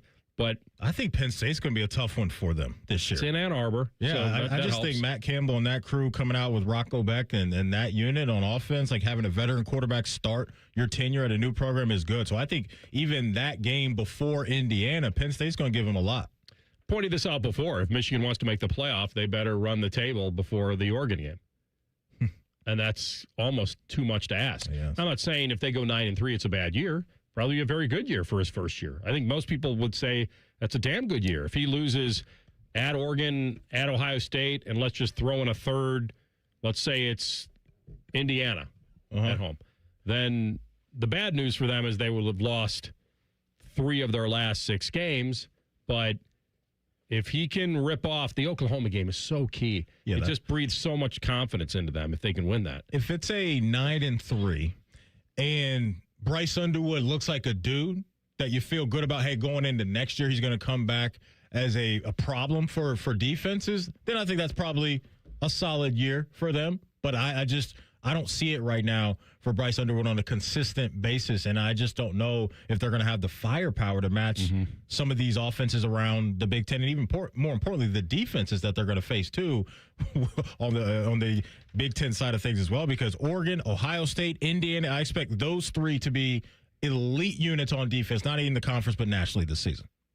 They're leaning on a freshman running back, supposed to be very good, but puts a lot of pressure on the quarterback. Yep. But I don't know if, like, it's a weird expectation to put on them in the first year, but this schedule is a monster. And with the way that he's being paid, that being Bryce Underwood, got to go. All right, we're going to come back and we'll hear more from Klatt because he talked about explaining his top pick and the team right after that and the defending champs. You'll hear them all next. Rothman Ice and the Fan. Head to 971thefan.com to listen on demand and subscribe to all our podcasts. Wasting time has never been easier. The Fan, Ohio sports destination. Hey, what's up? It's T-Bone. Tired of snoring? Sleep Better Columbus can help with a custom mouthpiece that opens your airway and stops the snoring. No mask, no noise. Call 1-800-MORE-SLEEP or visit sleepbettercolumbus.com today. Stop snoring, sleep better, live better. At CEC Turf and Tractor, family means everything. That's why we're proud to welcome Green & Sons Equipment's Mount Sterling and Marysville locations to the CEC family. We're honored to carry on the relationships Green & Sons has built in these communities for generations while expanding our ability to serve you with more parts, more inventory, and faster response times. As one of Ohio's largest Kubota dealers, CEC Turf and Tractor is growing without losing sight of what matters most. Hardworking people, trusted relationships, and hometown service. Visit CECTurfandTractor.com today for all your Kubota needs. Great Lakes Hyundai, the savings are so good. Get 0% financing for 60 months on new 2026 Tucsons and Santa Fe's. Plus, make no payment for 90 days. Columbus or Dublin or GLakesHyundai.com. With approved credit, not all will qualify. Ends 8/31. This is Gordon Miller from Miller Lending, the original home of the no-cost mortgage. If you've been in the market for a new home or just wanted to take advantage of lower rates, recent events have shown exactly why Miller Lending chose to offer a way around bad timing with our no closing cost program. With no fees rolled in or charged, including the cost of title insurance, you can simply close on today's rates and refinance free of charge as rates improve. Over the past several months, we spoke to numerous borrowers who had heard rates were coming down and chose to wait. We explained that if rates did fall, you could simply update a few documents and refinance again, but why take the chance? So when rates spiked a 0.5% recently, not only was I disappointed that we couldn't help those who waited, but also for those buying a home who just saw a sharp increase to their monthly payment. So while we can't control the market, we can offer an alternative. Eliminate timing and say goodbye to closing costs forever. 877-9-NO-COST or simply apply online at nocostmortgage.com. Miller Lending is an equal housing lender and MLS number 250-2146. Your next getaway is closer than you think at your Columbus Zoo. Baby elephants, playful tigers, hungry giraffes. Explore North America Trek and discover rescued bear cubs, eagles, and more. Plan your visit today at columbuszoo.org. Common Man here for Universal Windows Direct. Fall is around the corner, so if replacing your windows has been sitting on your to-do list, now's the time to get it done. Cross it off for good. Call my guys at Universal Windows Direct. 5 buy 4 windows, you get 4 free, plus 48 months of 0% interest financing, same as cash. And of course, they back everything up with their lifetime warranty. Call now for a free home estimate. 614-502-5220. UniversalWindowsDirect.com. Like me, you'll be saying, I love my windows. Hey, it's T-Bone again. Sleep apnea doesn't have to rule your nights. Sleep Better Columbus has been treating snoring and sleep apnea for over 15 years with proven results and now has an office open in Marysville. Call 1-800-MORE-SLEEP or go to sleepbettercolumbus.com. Stop snoring, sleep better, live better. The Ohio chapter of the International Society of Arboriculture, or ISA, encourages you to schedule your winter tree work during the summer. It's a smart choice because it often secures better Ohio ISA certified arborist contractors availability. In some cases, you can lock in off-season pricing or discounts. Plan ahead before winter storms hit and remove problematic trees on your property before they cause damage. You can find your highly qualified Ohio ISA certified arborist at trees4ohio.org. That's trees4ohio.org. Hey, I'm Ruben. My band and I have a new song we're getting ready to record this weekend. I'm also a tow truck driver. When you move over and slow down, you're not only giving me room to work, you're making sure I get to go home at the end of the day and see my bandmates. Roadside workers have lives and families, but when they're on the job, they put it all on the line to protect and serve us. When you see flashing lights, remember, they're not just roadside workers. Thank you for moving over and slowing down. Reds are on the Fan's family of stations all season long. If you don't listen, Terry Francona will ride his scooter to your house and yell at you. Your home of the Reds. The Fan, the Fan 2, and the Fan 3. Fan weather. From the Logan AC and Heat Services Weather Center. Throughout the rest of your Tuesday, tracking showers and storms continued later this evening. The main focus with those storms is pretty much heavy rainfall and gusty winds. Highs today right around 85 degrees, feeling warm with that humidity as well. We're keeping an eye out for the possibility of seeing more flash flooding throughout the rest of your Tuesday. I'm your 10 Weather Impact meteorologist, Lily Aldridge, 97.1 The Fan. All the Ohio State conversation you can handle. The Buckeye Show. Weeknights at 6. Your Ohio State flagship station. The Fan. You're listening to Roastman and the Icebreaker right here on 97.1. The Fanification. Such a better name. All right. So Klatt making some noise with his preseason top 25. Did not match the coaches poll. Why would he? That would be boring, and I'm not saying he did it on purpose. These are his own rankings. He watches a lot of football, but we know that it went 1, 2, 3 in the coaches: Ohio State, Oregon, Georgia, then Texas, then Notre Dame. Maybe the little bit of interest there would be that the coaches have the defending champs outside the top 5 in Indiana, but I don't think that's that big of a problem because you got Miami there, A&M. You've got some good teams. Being a top 16 preseason doesn't mean a whole lot anyway. You got to go out and do it. So now he did flip Ohio State and Oregon, but he had Ohio State dropping to 3. Yep. Where does he have Georgia? He got them dogs at 6. So right between Indiana and Texas. Between two pillows. All right, so let's go to his explanation on his top team, the Oregon Ducks. Guys, there is a clear number one, and I honestly don't understand why this is not more unanimous. Everybody else has a question. Everybody. Guess who doesn't have questions? Not one. Oregon. Oregon's number 1 in the country, and quite frankly, it's not close, at least at this point.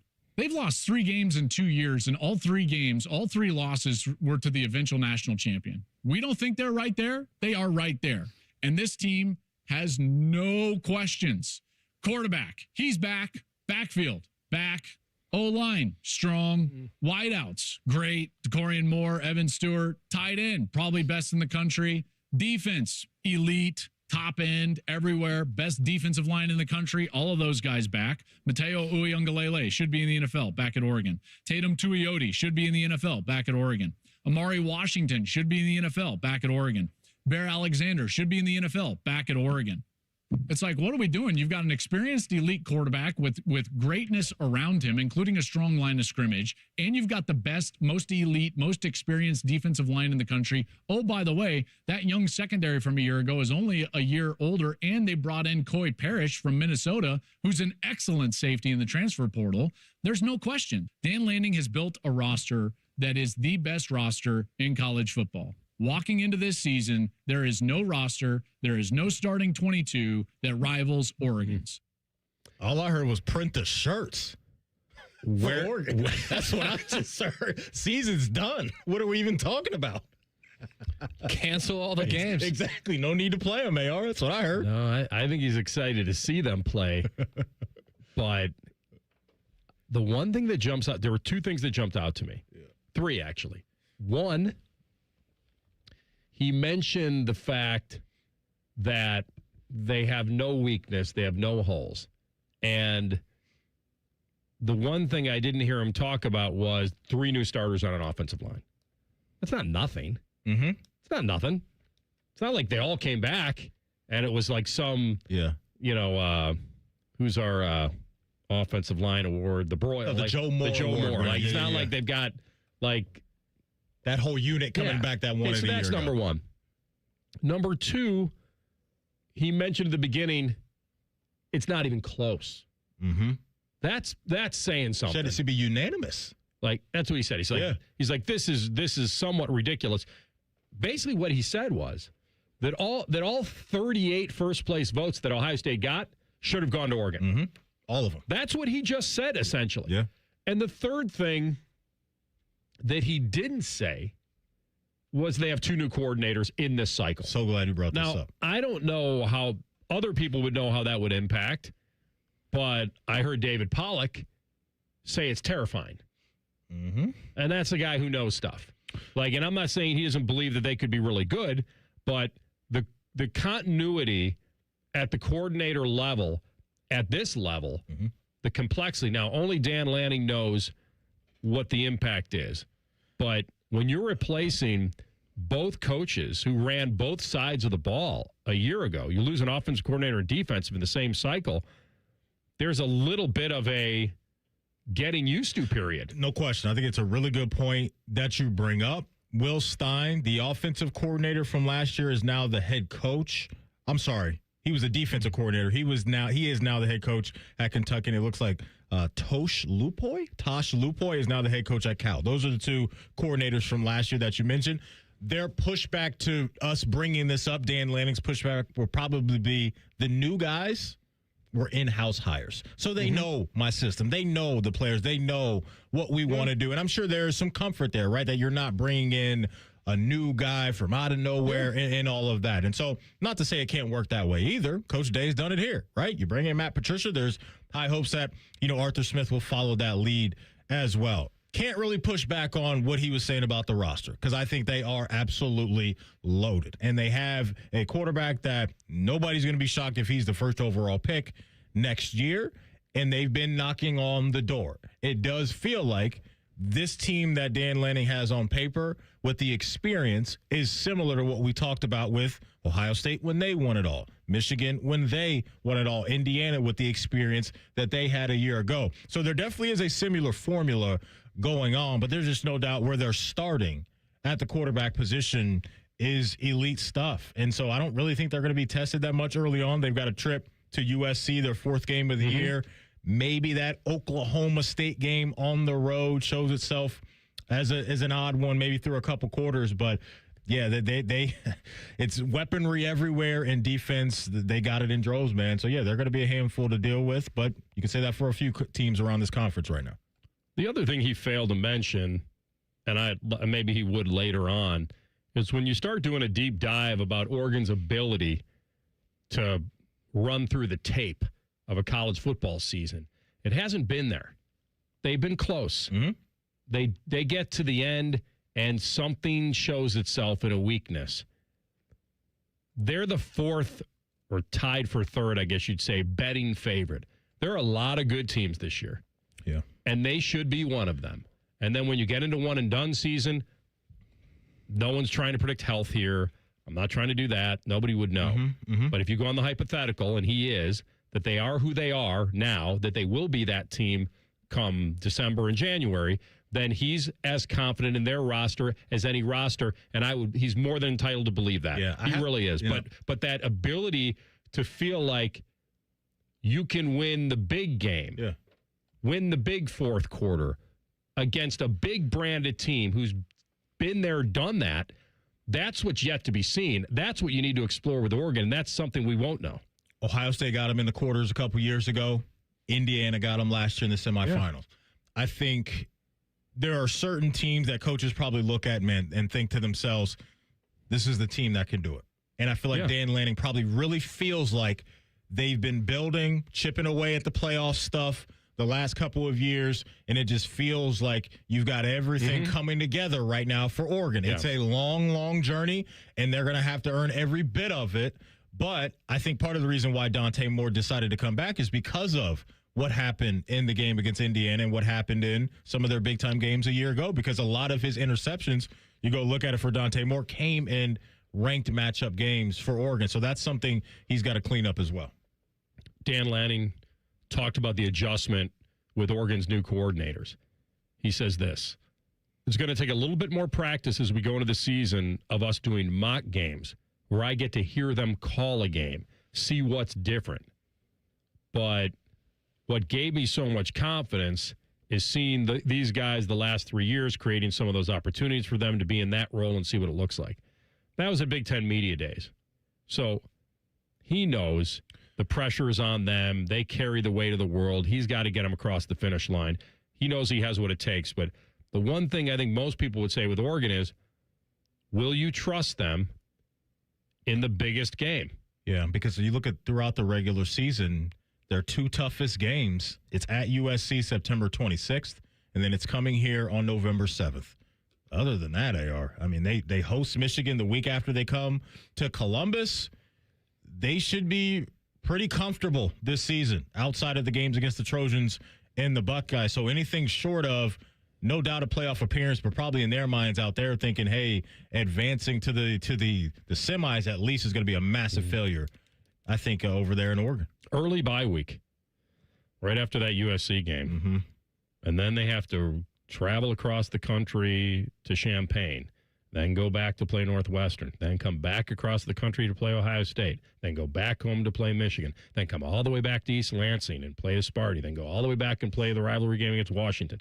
Like, that's fine. Probably handle it. I mean, it's the way things are. Yeah. No, I'm not saying that. I don't I'm just feel saying bad for them at all. The way it sets up for them, it's not like two at home, If that's a concern for Dan Lanning, I think this is the team you want to have, right, to be able to do all of the back and forth across the country against some of those teams. But it's at the end of the day, when you get there, it's still, Michigan State, Northwestern, Nebraska. Like, that's the teams that they have lined up this year. They got a pretty good draw.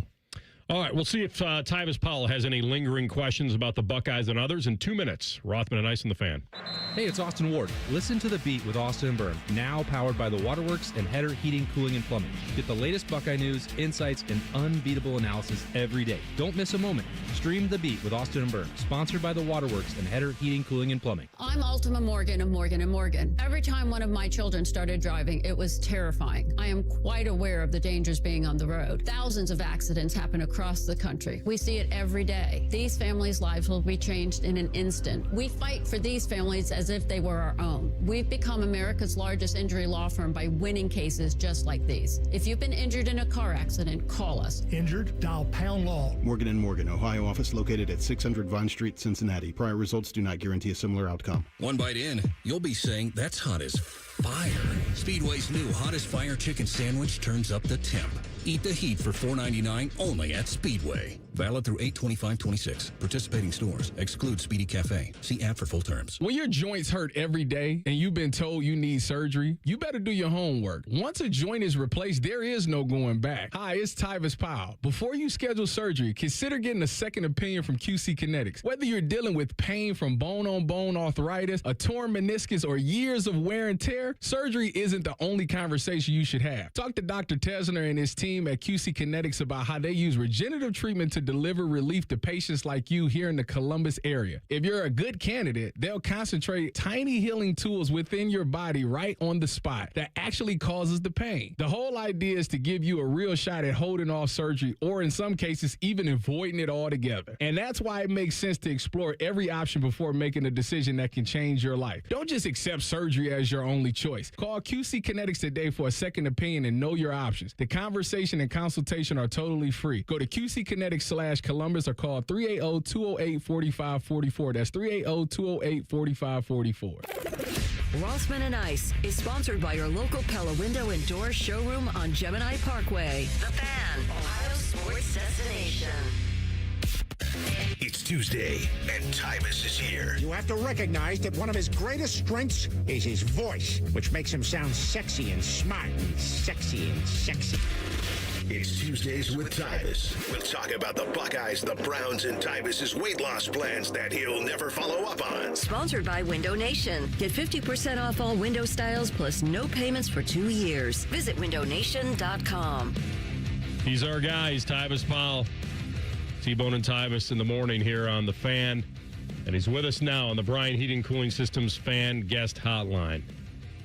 Do you have a lingering question about this team that's hanging over them a little for Ohio State, or is everything kind of feels pretty good to you going into the season? I just got to see what the defense look like. I feel like you lost a lot of production. Obviously you think about Arvell Reese, Caleb Downs, Sonny Styles, and then it's crazy. You get on Twitter or Instagram and see highlights of them in practice camp just making these plays.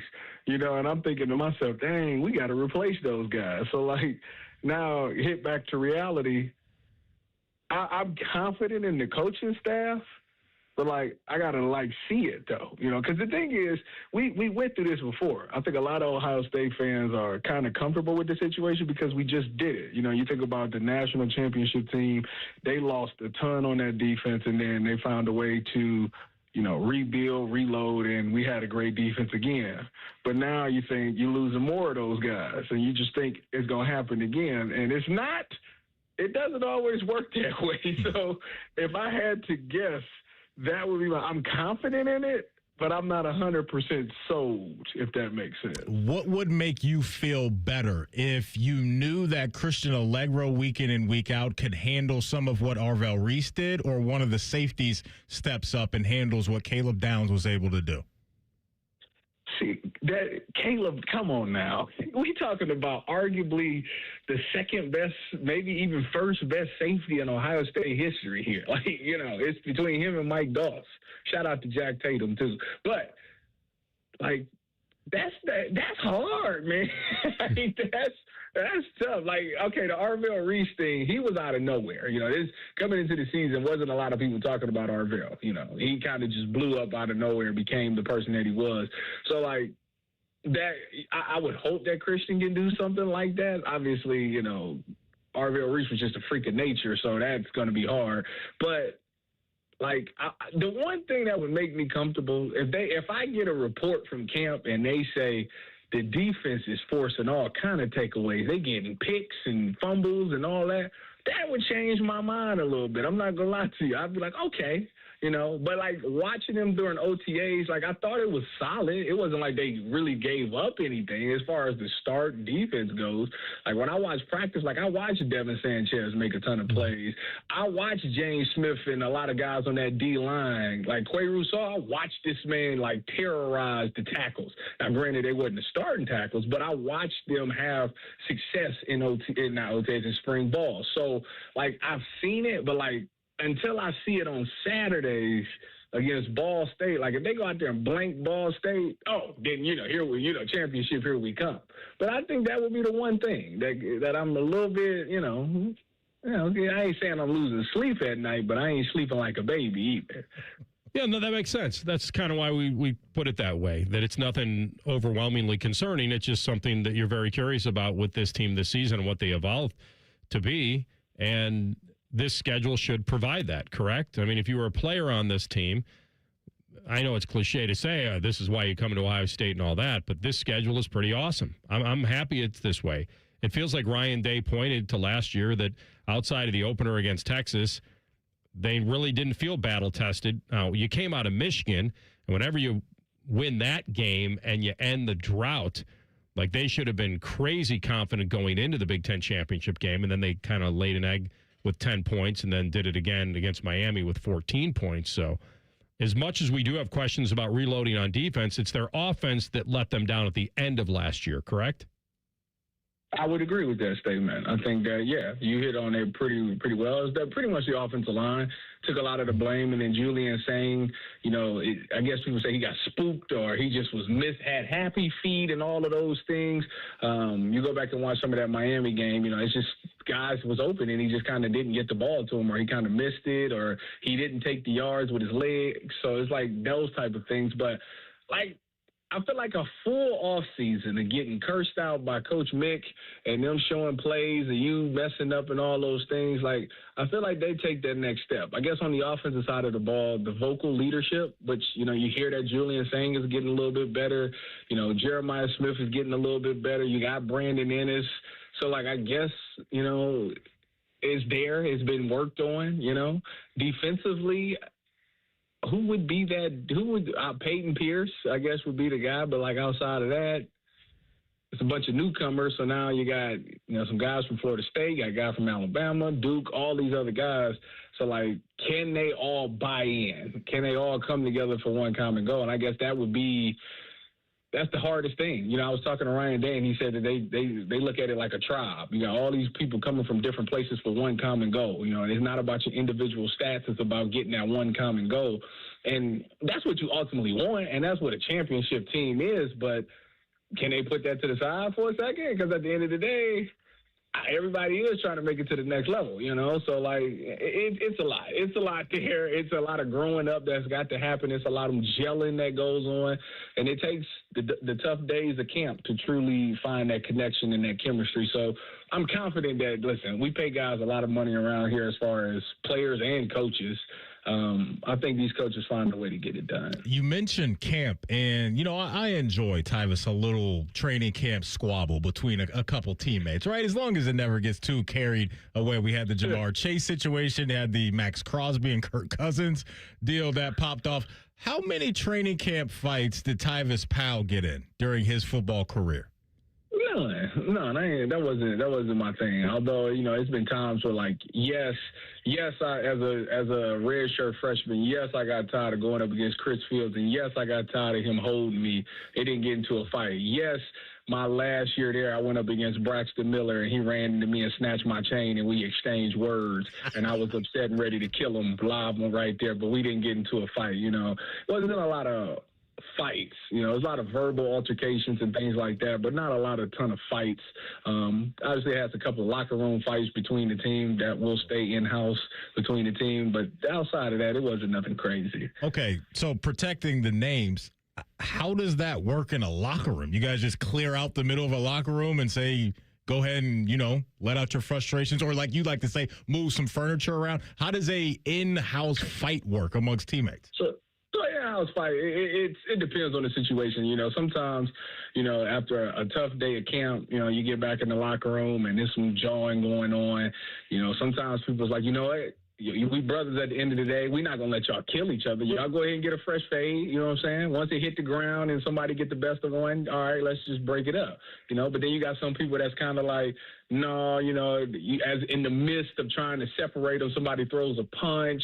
Now you're trying to break it up, so it's not really actually a fight. You got those type of situations. But, yeah, it's been times where we all sat back. Go ahead, man. Go ahead. Go ahead and get it out, because we got to move past this. We got to move past this. Go ahead and get it out. All right, we break it up. All right, it is what it is after that, I like it. The theory behind Max Crosby hitting Kirk Cousins, and by the way, you should probably never hit your quarterback. But there was a wild theory, I don't know whether it was Chad Johnson threw this out, that he wants traded, and that if he intentionally hit his own quarterback, that they'd be like, okay, he needs to go kind of thing.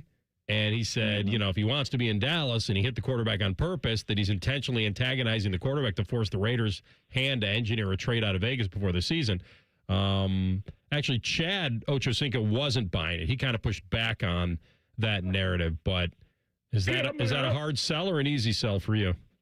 I mean, the thing is, if he wants to be traded, just say that. Don't come out and say I'm 100% dedicated to the Raiders. You know what I'm saying? And the thing is, he probably won't get traded because of the fact that the Ravens backed out because of the knee thing. So until he goes out there and proves that his knee is 100% fine, nobody's really going to do it. And is this his last year on the deal or something like that? Because he was trying to get a new contract too, right?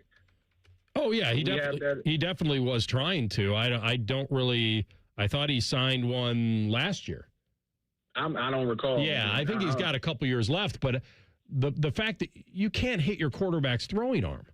You can't do it twice. I agree insane. With you. And it's up to Clint Kubiak to really nip that in the bud. There's got to be some type of harsh punishment. The first time, all right, let me talk to you. This guy's gonna be our guy. You know what I'm saying? The second time it happens, I understand why Kirk Cousins got frustrated with it because it's like, dude, what are you doing? So that's up to the head coach to nip that in the bud. There's got to be some fine. There's got to be some sitting out of practice or something like that. You cannot touch that quarterback unless he's just a big Fernando Mendoza fan. Real quick before we let you go, anything coming out of Brown's training camp that's making you feel good right now? I love everything about the team. Outside of the quarterback competition, if you take that quarterback competition and put it on the shelf and watch that team, you got a lot of guys that's making plays. You know what I'm saying? You see Denzel Boston making plays. You see Casey Concepcion, a guy who struggled with catching the ball at times. It seems like he's catching almost everything. He's had about one or two drops on the entire camp, but he's made some diving, laying out catches and things like that. So you like to see that. Harold Fanning looks good. The offensive line is starting to gel. Spencer Fano is growing right before our very eyes with him and the Jared Verse fighting situation. You get your butt whooped a couple of times in all training camp. You get into a little scuffle, and then the coach say, all right, line it back up. Nobody getting thrown out of practice. Y'all line it back up. And then, boom, you go out there and shut him down. You can see the energy from that offense. Everybody was hyped to see Spencer do that, So it's like Jared Verse, I think he probably did it on purpose, just to try to see if Spencer got some dog in him, and boom, there it was. And it's like, that's what we need. How you just did that on that and how you feeling right now, that's what we need out of you every game. So I think it was a very good teaching lesson. I love the leadership of this team. I think that is in the right direction. I haven't seen a lot of Carson Schwarzenegger. I know he's been sitting out. The only thing that concerns me is it seems like all the defensive tackles is hurt right now. So you got a bunch of fourth and fifth string guys in there. They got to get that figured out. But, when Malik Collins comes back, Mike Hall comes back, and Mason Graham comes back, you got three guys that you can rotate in there and get some production out of. So I think they got some really good young pieces. I do. I like all the young pieces that they got. They scared to throw the Denzel side, so he's still doing his thing. The rest of the team is good. Everybody's just stuck on the quarterback competition. Yeah, a big part of it, but I like what you're saying. Go win 6 games for me, will you? Number 7. I'll take 7. I'm not going to get greedy. 6 will win me the bet, so I'll take 6. All right, my man. Good stuff. Stay dry. I'll see y'all later. Go Bucks. Go Cavs. We're gonna go ahead and end LeBron's first home game with the Sixers. That's gonna be great. So make sure you tune in October 22nd. Go Guards. Even though we down, there's still a lot of season to play. We need some guys to get healthy, and we got to figure this thing out. Free Class A. That'll be one way to help. If y'all just free Class A, you know what I'm saying? We come back and win the whole division right then and there. Go Blue Jackets and go Columbus Crew. All right. There it is. You going to go to Philadelphia for that game on the 22nd? Negative. Okay. All right. Going to wait for LeBron to... I got to work. Okay. I think we should send you out there, man. Mm-hmm. Let freedom ring. I'd rather work. Okay. You were excited. I thought you were excited about pulling the upset, and I just wasn't sure whether you wanted to be in the building to watch the Cavs beat LeBron. Nah, I'm cool. All right. There you go. Matty has confidence. Where's his confidence?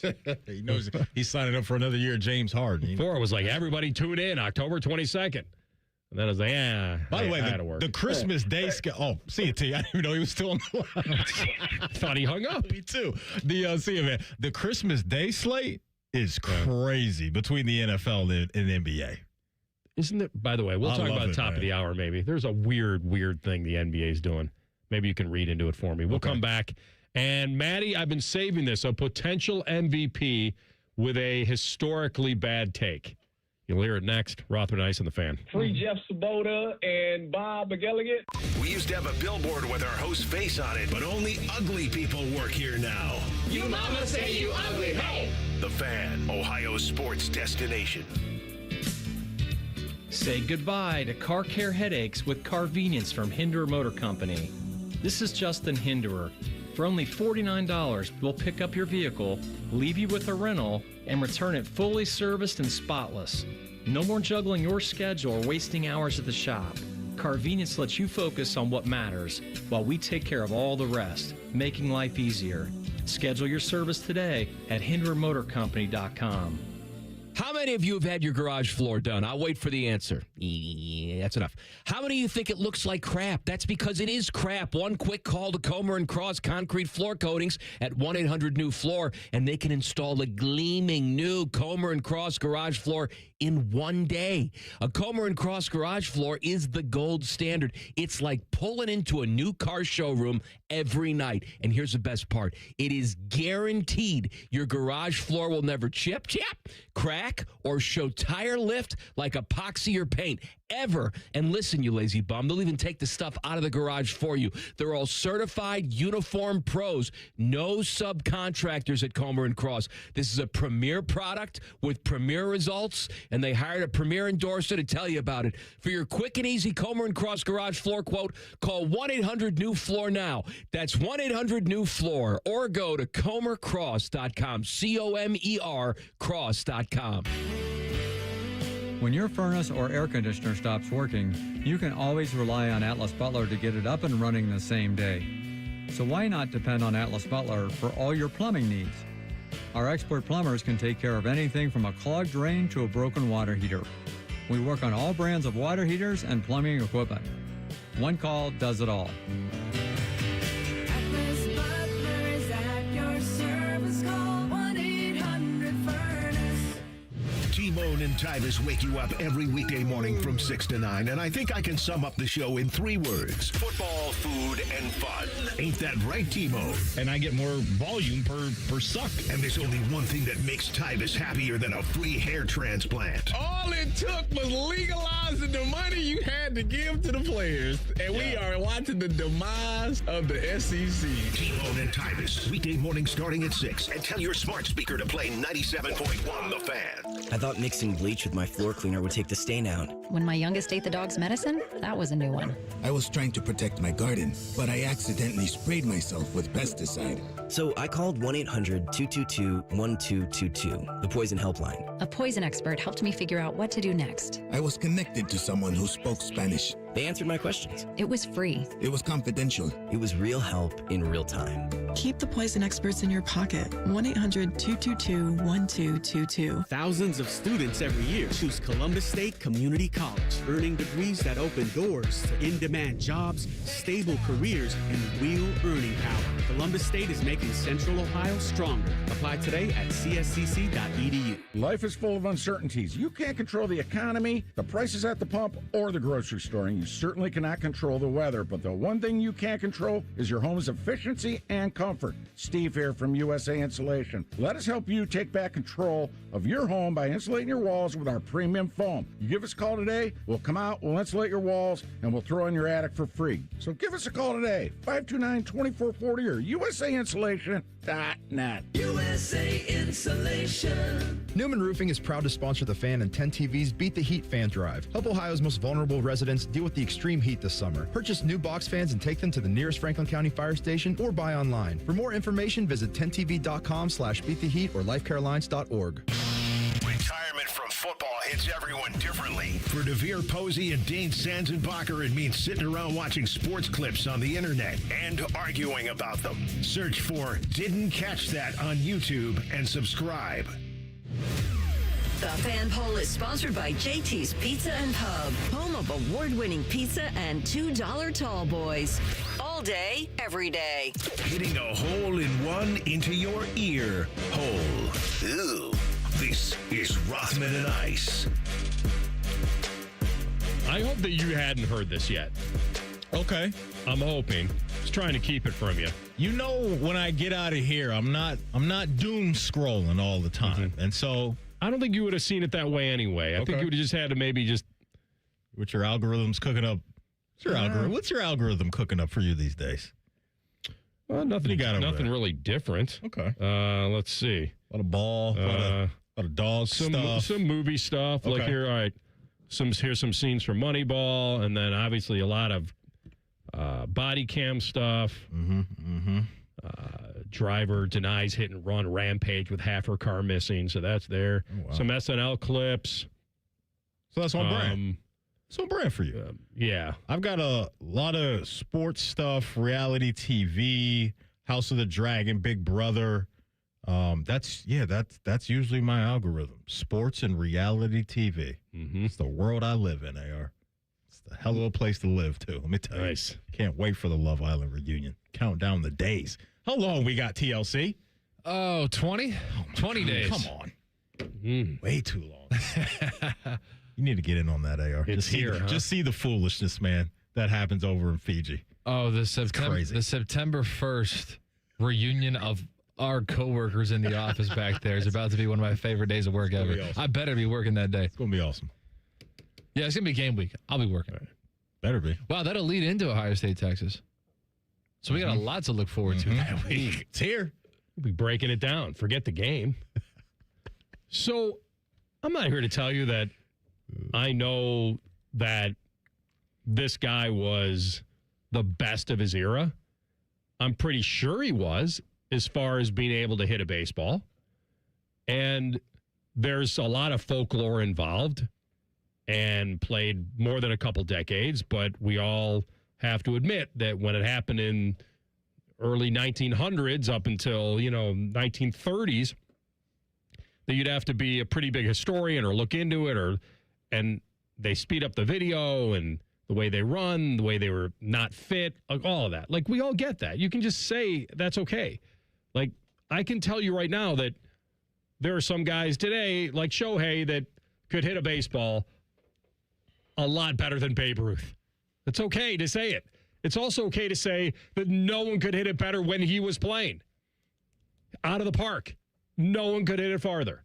And so it's weird to hear a guy who's current professional baseball player go this far. Like, I think you can have moments of what I'm saying, which is we just really don't know how scary it was to pitch to him.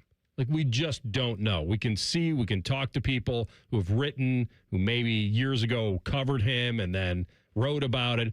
But I'm fully admitting that it's very folklorish to all of us.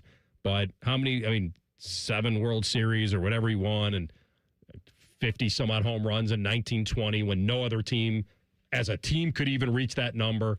All right. So Pete Crow Armstrong of the Cubs was on a pod. Kristen Cavallari's podcast. Okay. She is Jay Cutler's ex-wife. That's right.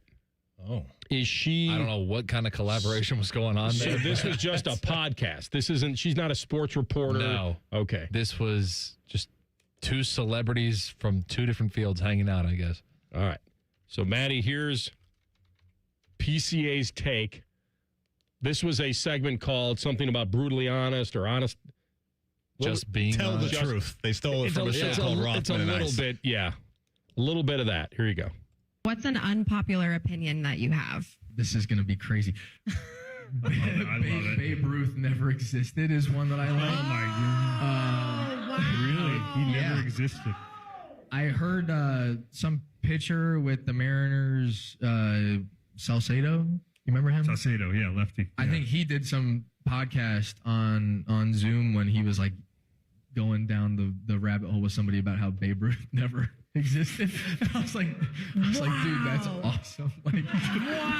So you're going to double down right now? No, it's like we always talk about how the game's evolving and people might as well have been underhitting the ball to that guy. And he's regarded still as one of the best players ever. And you might as well dive further into it and be like, well, maybe he just never existed. I love it. I love it. That's crazy. That's a good one. That's a good moon landing picture. Like, Yeah. Are those pictures real? Yeah, the moon landing. Mm-hmm. I don't really want to get into this. So his take is the pitching that Babe was going up against was garbage. And that's how he could rack up all those numbers. Well, at first I thought he was saying that this is all made up. Yeah, like some guy, I guess, on YouTube put out some video. I guess he went down some rabbit hole. But when he said the line about guys were pretty much underhanding him the ball, that he's probably not alone in thinking that back then, that these guys weren't The Miz or Roger Clemens or Nolan Ryan. Like, I don't think that's what they were seeing. The one thing I will say, though, is if Babe Ruth had time to settle in to the new era, the science and all of that, which we'll never know, what would that look like? But I can never push back on the opponents he was going up against aren't what they are now. Every sport. Most sports. Honestly. You could go to, they don't hit the tennis ball as hard as they do today. They don't, we understand the technology in the rackets, the technology in the bats. I don't know. He supposedly hit 27 home runs more than 500 feet. I guarantee that bat wasn't as good as the bat they're using today. Had to be corked. Come on. Had to be corked. I don't even know if they knew what corked bats were back then. I don't even think that would ever enter their minds. The difference is that he did it better than anybody else. So if everyone was underhanding baseballs, then why wasn't everybody hitting home runs on every pitch? Fair question. That's the thing. You can have both. You can say that he couldn't have made it today. You can say that. Which we don't really know. Well, we don't know for a fact, but we can kind of get an idea by looking at him. Maybe the ceiling wouldn't have been as high. Yeah. Yeah. So it's weird because I don't know what would make him think. He's a professional baseball player. He's a young guy. He wouldn't know. I wouldn't even know. So I get it. But he says, it's a little bit nutty when you have a professional baseball player saying that this guy didn't even really exist. He's a myth. He's not really real. I don't think he's that was a human being. I don't think that was his take. I think he was saying that was a video that he watched from somebody else that was cooking up that conspiracy theory. He's the all-time home run leader on July 8th of 1921 with his 139th home run. He hit 575 more and retired with 714 until Hank hit 715 and beat him. And it says here in 1920, Babe Ruth's 54 home runs were more than the totals of 7 of the 8 major league teams in existence at the time. And he did the same in his 60-homer season in 1927. He's the all-time leader in slugging percentage, OPS, becoming one of the game's greatest hitters after posting Hall of Fame numbers on the mound. He posted a 2.19 ERA when he was a full-time pitcher with the Red Sox. Now, he only pitched a little bit with the Yanks, but it's just, all right. He's a folklore figure that will live on forever and ever. People can poke holes in anything and everything. That's what we do. He didn't look the part. A lot of guys don't look the part, and they still can ball out. Yeah. Yeah. So, all right, PCA, that's your take. You got to live with it. Come back with a deep dive next. Rothman Ice and the Fan. Winners of the prestigious Platinum Microphone Award every year, given to the best radio station in the world. No need to look it up. It's real. The Fan.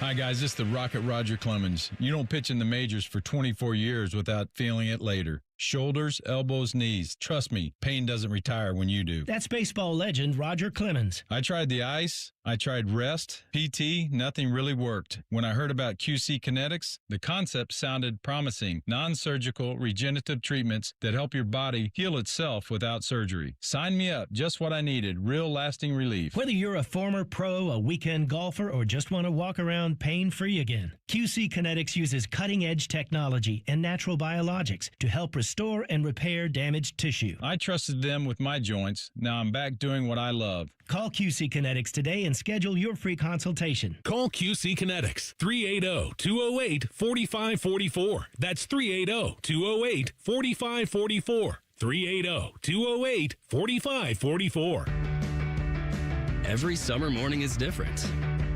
Luckily, Tim Hortons has a breakfast wrap for every morning. Kick off your summer with the bold new steak and egg wrap. Start your morning fresh with the egg white and Swiss wrap. Or keep it classic with the grilled breakfast wrap. No matter what summer mood you're in, you can always find a wrap at Tim Hortons. Your morning happy place. Football season is here. Make sure your internet is ready. Kinetic's 100% fiber gives you the fast, reliable connection to enjoy live football on YouTube TV and watch up to 4 live games at once with Multiview. Check real-time stats and catch more big plays without missing a snap. Take your game watching to a whole new level. Switch to Kinetic. Save up to $120 on your first year of YouTube TV. Visit GoKinetic.com for details. Subject to availability and eligibility. Terms, conditions, and restrictions apply. Cancel anytime. Kinetic. Internet better. Welcome back to That Lux Life. It's your boy, Will Winmore. Today's guest, the Millionaire Ball from the new Ohio Lottery Daily Draw game, Millionaire for Life. Hey-o! So if a player matches 5 numbers and the Millionaire Ball number, they win $1 million a year for life. Hey-o! Or $100,000 a year for life if they match just 5. Hey-o! Millionaire for Life is the game. Millionaire Ball is his name. Play Ohio's newest daily draw game for your chance to win for life. Players are subject to Ohio laws and commission regulations. Play responsibly. My house has a new glow. I love my windows. Universal Windows Direct. Common Man here. Right now, buy 4 windows, get 4 free in 48 months with 0% interest, same as cash. Restrictions apply. Call 614-502-5220. Like me, you'll be saying, I love my windows. I love my windows. They've got that brand new home effect. Universal Windows Direct. Indeed presents hires you can't afford to get wrong, like a social media manager. Did you just post our Q4 earnings to your personal social media? Oh, yeah. Used the trending audio and everything. That's confidential financial data. Relax. It only went a little viral. The SEC just commented with the eyeball watching emoji. This is the job for sponsored jobs. This is what happens when you don't sponsor your job on Indeed. Next time, get matched with quality candidates with Indeed sponsored jobs. Visit Indeed.com/hire now and sponsor your job today. Out here, you know the drill. Animals are hungry, dogs are getting muddy, and you just noticed you're low on feed. Stocking up at Tractor Supply is easy on your wallet with our unbeatable prices on select shavings, retriever dog food, and Producer's Pride animal and poultry feed. From backyards to barnyards, we've got everything to keep your pets, animals, and livestock well fed and comfortable with low prices all summer. At Tractor Supply. Feels like every football season starts the same. June becomes August in the blink of an eye. Eric Reeser here. The older I get, the more I need to stay physically and mentally ready for the grind. The team over at Hydrate Me Med Spa has been my go-to over the last 2 seasons. Their IV treatments provide vitamins, antioxidants, and natural energy enhancements. 4 locations, Grandview, Powell, New Albany, and Granville. Most treatments take less than 30 minutes, and if you're like me and not a fan of needles, their medically trained nursing staff makes the experience a breeze. Look your best, feel your best, book your drip at hydratememedspa.com. Hey, Buckeye fans. As the official wing sponsor of Ohio State Athletics, Roosters is kicking off an incredible giveaway you won't want to miss. This football season, we're giving away 12 ultimate Buckeye experiences. 3 drawings, 12 winners with prizes including tickets, sideline passes, and 3 trips to a Buckeye first-round postseason game. Go to roosterswings.com to register and see all the details. 3 drawings, 12 amazing prizes. Register today and every day. Roosters, a fun, casual joint. Broadcasting live from the McDaniel GM Superstore Studios. Driving excellence since 1916. Chevrolet. Together, let's drive. WBNS HD1 Columbus. Good afternoon, I'm Tyler Danberg. Ohio State running back Jacoby Jackson is the first to lose his black stripe this preseason. The 7th-year transfer from Florida ran for 670 yards in 3 seasons with the Gators. Jackson and the Buckeyes are now 5 practices into fall camp. NFL, ESPN's Adam Schefter reported Kyler Murray will be the Vikings starting quarterback over J.J. McCarthy. Murray signed a 1-year deal in March after 7 seasons with the Cardinals.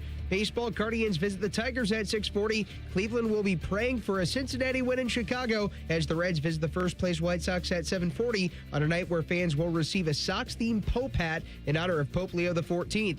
And in the League's Cup, Columbus Crew hosts Pumas Unam at 7:30. This update sponsored by the Waterworks and Header Plumbing, Drain, Heating, and Cooling, together to serve you better. Scheduled today at thewaterworks.com. Breaking sports news when it happens on The Fan, Ohio's sports destination. Most shows just skim the surface, but Rothman and Ice feel like the biggest story of the day deserves a closer look. It's time for a deeper dive. Sponsored by Orthopedic One, Central Ohio's most trusted orthopedic practice. Find a physician or location near you at orthopedic1.com. Final hour of the program. Ben Baby down in Cincinnati at 2:30. We'll check in on the Bengals. We'll hit a little of the AFC North now in season predictions.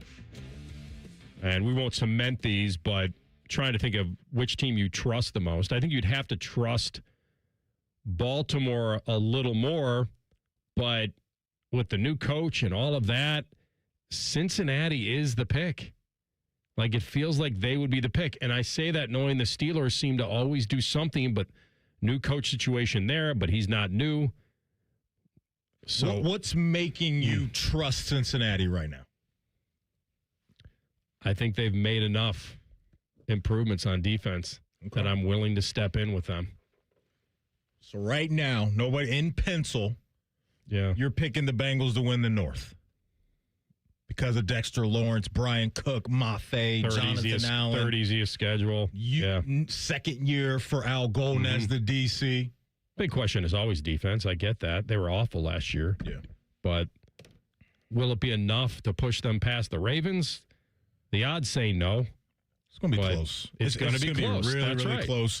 Whoever obviously has health on their side, that's going to go a long way. Scary situation in Baltimore. Nate Wiggins, their top corner, he got carted off. So those things start stacking up, right? And you start putting dents in the shield of your opponent. You're never going to wish injuries on anybody, but it's not the worst news teams in the AFC North got today, and we'll see how serious that is for the Ravens. But yeah, as far as one half of the equation makes you feel really good. I'm not there with you yet on defense because they've been so bad that I can't just look at names on paper, and especially outside of Dexter Lawrence, the other guys that they brought in, I'm like, okay, solid, but we'll see. I know what he's going to be. Pretty good. No, so I'm saying he's solid, right? So I'll give him that for sure, and he's coming over with some championship DNA, but I can't just jump into trusting Cincinnati just yet when they haven't been in the playoffs for 3 straight years. Their quarterback has injury concerns, and their defense has been an absolute joke. Probably leaning more into the value of them than that I know I would trust them. Like I said in the beginning, I trust Baltimore a little more, but it's a little bit of a wash with a brand new head coach and all that. Doubt. I mean, I think he's going to help them defensively. You guys need help defensively. Massive help there. I think he will have that shored up. The big question I have for the Ravens is, like, the weaponry is not great on paper. It's not. And if a Zay Flowers injury happens, like, what does that look like with Rashad Bateman leading that? Now you bring in 2 rookies in Jacoby Lane from USC and Elijah Surratt from Indiana. Like, I think the weaponry around Lamar outside of Zay Flowers and Derrick Henry is not very good. And then you add to it a 30-year-old first-time offensive coordinator and Declan Doyle, and it's like, okay, I guess. Right. And so, yeah, I think there's, for the 2 teams that a lot of people are going to deem as the favorites, neither party is just this clean, hey, it looks great on paper. They're bringing back all this chemistry. Both the Bengals and the Ravens, they got a lot of reproving to do this year. Let's check the old divisional deal to win the division. The old odds. Probably the odds. Probably the Steelers, man. Where are they? No, they're not the favorite. No. I didn't think so. I just think the value has to be pretty darn good. I guess you'd call it decent. They're 5.5 to 1. Yeah. Value is only worth it if they actually do it. Yeah, I like Cincinnati. Well, they did it last year. Well, they did do it last year. But which means they're due to not do it. Yeah, that would be the great irony, right? With McCarthy, right? You bring him in, Aaron's last ride, and they actually We're playing a first-place schedule. That's right. We can make whatever argument we want for them to not be good. Who do you guys start? I'm sorry, Aaron. Who do you guys start with, TLC? Game 1 for the Steelers. You looking at that? No clue. Okay. Oh, they start with the Falcons. Is that home or away? Home. Okay. -3. Yeah. They'll go to the Patriots. They'll host Cincinnati. They'll go to Cleveland. Ooh. I mean, there's a chance they could be, 2-2 to start. They get Indy at home, 3-2 at Tampa's kind of a toss-up. Where's their bye? Week 9, coming out of it to go to Cincy. It's a pretty good spot not to get bad. 2 weeks to prepare for, not bad. for Joey B. Not But bad. they got to go to Philly. They get Denver at home. They'll have Houston. They play Carolina at home. It's not the toughest thing I've ever seen, but I mean, that probably has 9-8 written on it just because of who they are if Aaron stays healthy. I think that would be worth a sprinkle, though, with that value for them to win a division. Nothing crazy. Yeah. They're not my favorite at all, but I just think because of what you said, the respect that I have for that brand and what they are year in and year out, Bengals and Ravens going up against the Steelers, we know what those games usually look and feel like, right? And so those are going to have to be drag you in the mud, tough defense, maybe. And look, we'll see. Maybe they will be more explosive on offense this year with the addition of Michael Pittman and Dowdle and a new offensive coordinator. But I don't think Aaron Rodgers is going to want to be hanging in the pocket and waiting for big plays to develop. So I have to imagine it's still going to be quick hitters, kind of death by 1,000 cuts, and then maybe some of that play action to DK Metcalf, a couple times a game to see if they can rip off a big one. But yeah, a lot of their games are going to be, as you know, close, tight games. And so I think if you're the Bengals and the Ravens and you see the Steelers on the schedule, you know what you're in store for. Cincinnati is improved on paper. Yeah. And that should have Pittsburgh fans thinking, oh, okay, the division's a little better. Like, if Cincinnati's back, the division's a lot better. Yeah. And that's the issue I would have picking Pittsburgh to win this thing again. And when you get a guy like Dexter Lawrence, that is when he's right? A few years ago when he was all-pro caliber player, ripping off a whole bunch of sacks, that's a force multiplier type of guy, right? And just has a positive ripple effect on every single level. I think he is going to be an absolute baller for him, and that's going to be opening up things for their other defensive linemen. And so, man, that is a true difference maker that they have there. It's just they're going to have 3 to 4 other guys be consistent players for him on defense, because he can't do it alone, obviously, but he can definitely close the gap from where they were last year to being a better unit for sure. Oh, they were the worst. Yeah. Worst in the NFL against the run. Like, it's the reason they gave up the 10th pick. Yeah, and the pass rush he can create too, right? Just right in the middle of that offensive line. Like, you just hear some of the stuff, and we'll talk to Ben Baby at the bottom of the hour, so we'll get an update on what that has looked like so far. But by the sounds of it, he's looked the part. Yeah, I just think it's really taking advantage of a little bit of mystery around Cincinnati. I think you're still getting value on them. Yeah. It's not like they launched them right to being the favorite, because they're thinking the same thing you're thinking, which is they can't be trusted yet until you see it. But that's the beautiful thing about making the bet. That's the gamble, and that you're trying to get ahead of what you think they are, when maybe Vegas will be slow to react because they don't know yet. That's the key. Now, Baltimore is always going to be formidable. I get that because of the quarterback, and maybe their defense will be better. But I think this is the time to react to Cincinnati, and that they're playing a schedule that reflects how bad they were last year. And they still have an electric offense. So even if the defense is bad, again, or middle to bad, then there's still a chance they can overcome that. They did it when they went to the Super Bowl. That wasn't a top 5 historic defense under Lou Anarumo. They were good, top 15-ish in that window. They get there. They're absolutely in line to do a ton of damage this year. It does have Joe Burrow MVP written all over it this season, narrative-wise, right? But it's just, if that unit can do their part with the numbers that he's going to put up, they're going to win a bunch of games. And you look, Josh Allen just got his. Lamar got his a couple of years ago. Stafford just got his, too. This is lining up for Joey B to rack up his first MVP this year. I see that's in play for him this year if the defense does what you think they can do. Yeah, and remember, they had Joe Mixon that Super Bowl year, and he was okay. He was good. He wasn't unbelievable. They still were throwing the ball all over the place. But, yeah, I think this is living up to expectations. The expectations for Cincinnati will be to win at least 10 games and get in the tournament and make some noise. This isn't about just making the playoffs for them. That's not a step. It really isn't. That's almost like the bare minimum expectation. You make the playoffs. It's kind of a step with where they've been, though. It is, the last but few years, they haven't even been there. I know, but should we give them points for that? Because they haven't been there, and if they get there? I will this year. I'm not going to move the goalposts on them that fast to be like, oh, well, just because you're back, you should. Me, personally, when you've not been in the playoffs for 3 years, and getting back there, I think is a good accomplishment.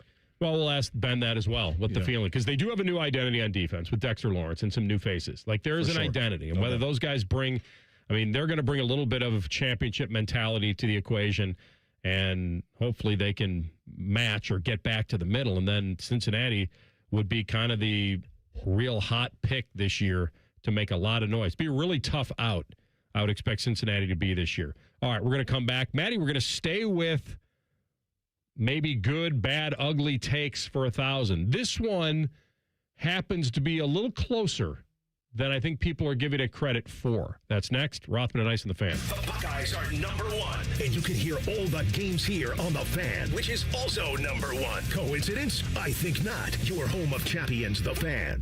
Newman Roofing is proud to sponsor the Fan and 10 TV's Beat the Heat fan drive. Help Ohio's most vulnerable residents deal with the extreme heat this summer. Purchase new box fans and take them to the nearest Franklin County fire station or buy online. For more information, visit 10tv.com/beattheheat or lifecarealliance.org. Hi, I'm Dr. Kandula, founder of Advent. We know that when you breathe well, you live better. Just ask our patient Andy. As long as I can remember, I've had issues breathing through my nose. Since starting this journey and having this procedure done, day-to-day life has just gotten better. I'm able to do all the things that I want to do without having to think about breathing. I breathe through my nose. I sleep through the night. I don't wake up with headaches.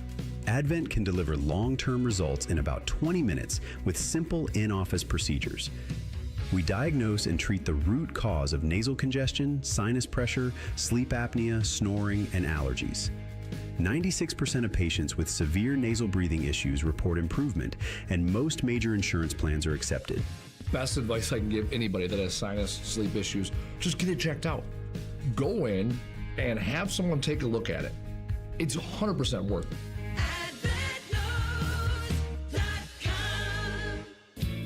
No one plans to get into an accident, but when it happens, we strive in making life easier for you. This is Justin Hinderer.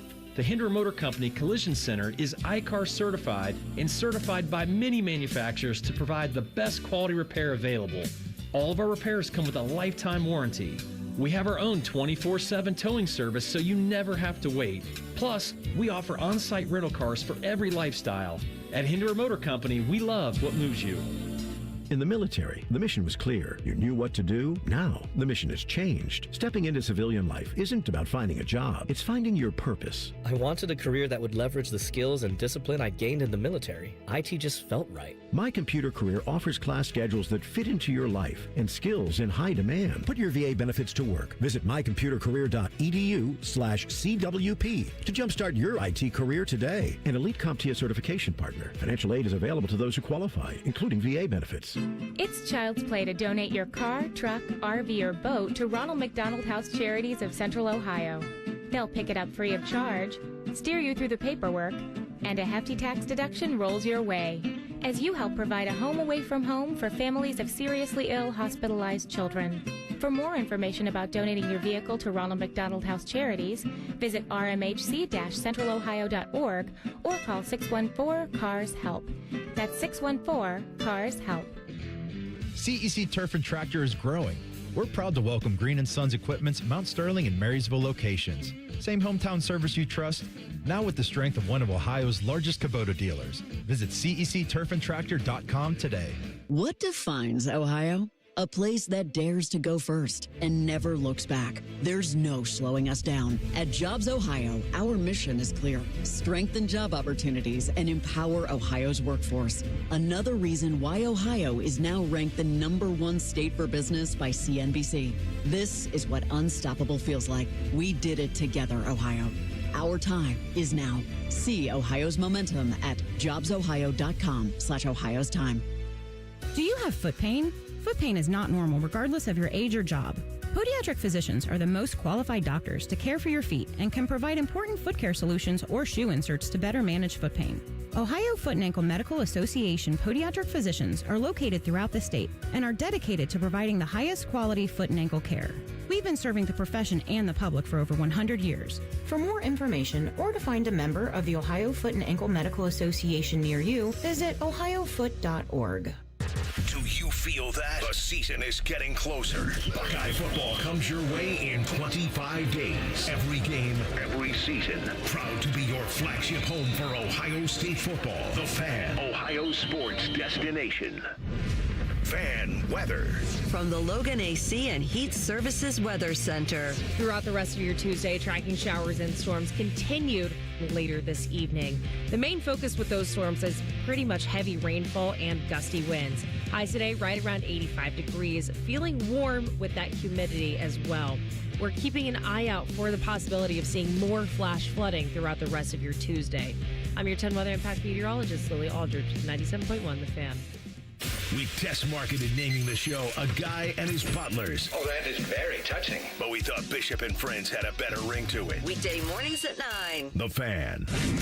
Rothman and Ice present Pre-Snap Reads. Sponsored by Dr. Mark Levy. If you're snoring and not sleeping, call Dr. Mark Levy today at 1-800-MORE-SLEEP.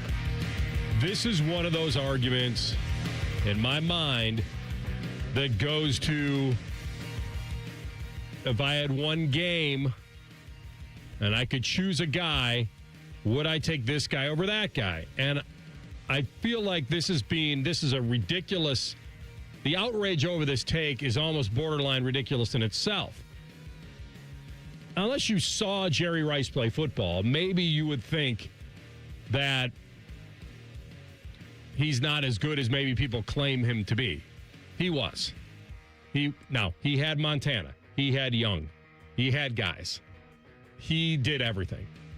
He was faster than his time. He could high point. He was a 50-50 guy. He took end arounds. He went on slants. He could take it to the house. He could catch the ball while getting hit. Like, there was nothing, honestly, that Jerry Rice really couldn't do outside of having, like, blazing speed. And I never saw him really get tracked down too often. He really didn't. And so when you hear this from LaShawn McCoy, another, should I say, NFL legendary type player, like he's getting crushed for it, but we'll talk about it afterward because I think Antonio Brown is certainly a guy that had home run ability on every play himself. AB should be on there, though, because, like, this might sound crazy, but Jerry Rice or AB, I mean, like, yo, I'm taking AB. Can I? Yeah. What, yeah. Did you say what did you just say? Jerry Rice or Antonio Brown? I'm taking Antonio Brown. What am I saying wrong? What can Jerry Rice do that AB can't do? Jerry Rice got, what, 3 Super Bowls? He got the Super Bowl. 22,000 yards. Bump the Super Bowl. He's got, Jerry Rice he had a 1,000-yard receiving season at 42, bro. Like, 42. Yo, yes. my man. And you don't think AB can do that? All right. This isn't a career versus a career. That's a stupid argument. There is no argument. Jerry Rice's career is better than anybody's. Like, so let's just shelf that. I think what he's trying to say is that, and you'd have to ask him, and maybe I'm wrong, maybe he just thinks Antonio Brown was as good or better than Jerry Rice. Maybe that's as simple as it is. He's not giving a stat comparison. Mm-hmm. He's not telling you that Jerry Rice doesn't deserve the accolades he's getting. What he's saying is that he, knowing what he believes about football and what he believes about Antonio Brown, that he believes he's as good or better than Jerry Rice at his best, at his peak. Yeah. Now, I think you could dive further into it with LaShawn and say, all right, you're building a franchise. You know the longevity. You know what Jerry Rice did after the age of 30 and whatever. Mm-hmm. Like, you would never pick Antonio Brown over him. You just wouldn't. That's why I think he's going more towards he's that good. He was that good. And he dominated games by himself. And he was a walking home run. He really was. Yeah. So, now, he wasn't as tall as Jerry. He was faster. And I think they both had incredible hands. They both could make the circus catch. So I really don't know where to go with this other than I think people are reacting to this as that he believes that Antonio Brown was like much better than Jerry Rice. I didn't get that from him. I think he's just saying that's what he prefers, is that style of wide receiver. He likes the way AB went about his business. Beauty's in the eye of the beholder. It's really no point in getting crazy about either side of it because they're both Hall of Fame talents. One of them's already in, and one of them's the best to ever do it, and the other one's AB, and he's no doubt has a Hall of Fame resume. AR, it's going to be fascinating to see what the Hall of Fame does with Antonio Brown because the football side of it, you can't take it away from him. One of the best. I would say for me personally, over the last 10 to 20 years, for me, he is the most feared AFC North weapon, like of anybody. Like AJ Green is high up there too, but Antonio Brown, when he was at the peak of his powers in Pittsburgh, was absolutely terrifying to deal with because of what you said. He could score from anywhere and do almost anything as a guy that was 5'9", 5'10". 50-50 balls could do that. Take a pass at the line of scrimmage to take it to the house. He could do that. And so that's what I'm fascinated by. The conversation between he and Jerry Rice, it's kind of silly because you're arguing about, hey, do you want a Lamborghini or a Rolls Royce truck? I don't know. I can't go wrong either way. So that's kind of pointless. But I'm fascinated in, since Shefty put it out this weekend about the 27 class, he's eligible. They're going to make this man wait. There's no way he's a first ballot Hall of Famer. And the only reason why I'm saying that is because I don't think they want the off the field stuff. Now, at some point in time, they're going to have to put him in. I don't think he's first ballot, though. No. I mean, Belichick's waiting. Right. So, I mean, Right. He was a dominant receiver. Yeah. He was as dominant as anybody in the league, like you said, for half a dozen years, and everyone was fearful of him. Anytime he got the ball, he could score. Yeah. He was that guy. So the fact that he's eligible for the first time is very intriguing, like you say, as far as legal trouble and facing all these issues and the difference between like he and Jerry Rice is so different off the field. Right. And just that's what's polarizing about it. You kind of stop comparing them as receivers and you start comparing them as people. And then that brings into the argument, should we? Should that be an argument? Right? You know what I mean? Like it shouldn't be an argument based on what you're putting them in for, which is the Hall of Fame as a football player. Right. The reason it becomes an argument is because they don't just go into the museum as a name.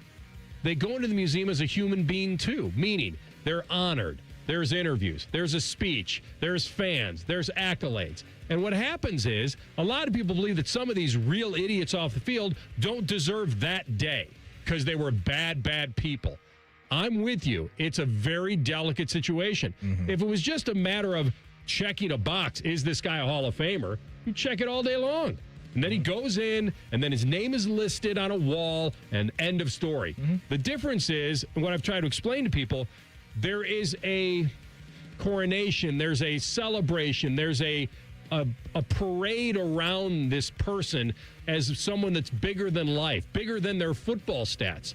Yes, they were a great football player, and that's why people admire them. But what drags them down is everything that comes along with it, which is the pomp and circumstance around sending them into the Hall of Fame. If there was none of this, if there was no ceremony, no speeches, all these guys that would be considered would go in, and they go in on the first ballot. There's a withholding of, well, did you earn this part of it? And since they've made it such a parade and a celebration, that's what's holding some of these guys back. Yeah, and I think when you ask the question, had they earned it, the answer is just yes. And so I don't agree with a lot of the things that this man has done and said off the field, but I can't sit here and be like, because of that, you don't deserve to be in the Hall of Fame. So I think he'll get there one day, I think. But I think it's going to be a little bit of a wait. The guys that are eligible next year, it's Gronk, your guy Adrian Peterson, TLC's guys, Ben Roethlisberger, Le'Veon Bell, and Antonio Brown, Richard Sherman, Cam Newton, and then the former Bengal Andrew Whitworth. So the first ballot, guys, it's AP, Gronk, Big Ben, and Richard Sherman? Maybe. But I feel strongly about Gronk, Adrian Peterson, and Big Ben being no doubt first ballot, guys. How about you? Those three are going to get in. First time, I think, on their first try. For sure. So, I mean, Gronk, you're not going to take it away from him based on him having Brady. No. He's one of the greatest tight ends of all time. Yeah. Like, you have to have somebody throw it to you. And then Peterson, for me, I don't think there was another running back of his era that was more dominant. And Ben, he was certainly one of the best. What about his quarterbacks? Is that going to matter? Well, What do you point to off the field with him? Like, what do I point to? Just some of the stuff that's popped up in his career. That's what I'm saying. Like, we could play this game. Adrian Peterson, that stuff, he had stuff pop up. No question. So it's like, AB's not alone. His stuff might be louder than the other guys. Then you start parsing out, like, the off-the-field stuff. Right. That's why I don't want to bring that into the mix, because Richard Sherman just had some stuff, right, where he was breaking into like all of that stuff. So, it has to be talked about, but I would like to, as much as we can, keep it about ball. I think if there's a middle ground to all of it, it's the waiting. The waiting is the middle ground. Yeah.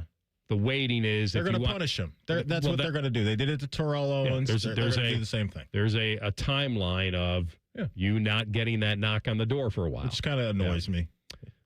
Well, and it's like, I guess you guys didn't do anything on the field to hold me back from getting it.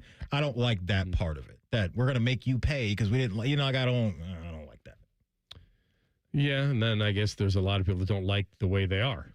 No, I understand that, but those guys put in the work. I know. The voters did it, and that's why I don't like it. Where do you draw the line? Right, that's a fair question. Where do you draw the line? Like, is it, all right, he was accused of breaking and entering, right, or whole bunch grand of theft, speeding tickets, right? and like this guy is sexual assault, and this guy. So where do we draw the line? Exactly, right. Misdemeanors versus felonies. It's going to hit how many felonies? It's going to hit different for all the people that are voting on this stuff. We'll head down to Cincinnati in 2 minutes and be joined by Ben Baby, who covers the team. We'll get his expectations. Are they real? That's next. Rothman and Ice and the Fan. Oh, how great it would feel to have your 20-year-old knees, shoulders, hips, and back. You don't think about your pains when you're in your 20s or 30s, but you wish you could get that body back when you're in your 60s. I think QC did that for me. For Patrick, it started with a simple phone call to QC Kinetics. One day I was driving and I just heard the radio and I pulled over and took the number and I called them when I got home. Maybe that's you, and you're listening right now. Why wait? QC Kinetics Regenerative Treatments uses your body's own natural biologics to heal and restore damaged tissue without invasive surgery or harmful drugs. And as for the results, my knees are as good as they were when I was in my 20s. I'm really happy with what happened. For Patrick, it's like QC Kinetics turned back the clock. Now it's your turn.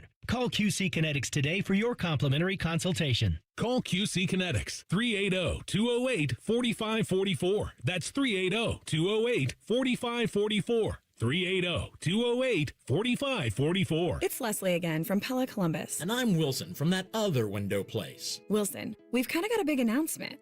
We're doing a special sale right now where qualifying installs are 40% off. Well, we're doing that at the other window place, too. Ah, that's an interesting coin. April Fools. April Fool's Day was a while back, Wilson. Leslie, it's April 1st somewhere. Is it? Agree and disagree. Get the windows that Columbus homeowners rated the leading window brand at PellaColumbus.com. Are you a smoker of delicious chicken wings? Then fire up your team for the Sunbury Smokin' Hot Wing and Music Fest, sponsored by the Fraternal Order of Eagles, 3614 in Sunbury. Join us October 3rd for a full day of wings, beer, music, and competition. Spots are limited, so register now at SmokinHotEvents.com. Best of all, you'll help support two incredible causes: Big Walnut Friends Who Share and the Ohio Fallen Heroes Memorial. So bring the smoke and sign up now. SmokinHotEvents.com. Rothman and Ice is sponsored by your local Pella Window and Door showroom on Gemini Parkway. The Fan, Ohio sports destination.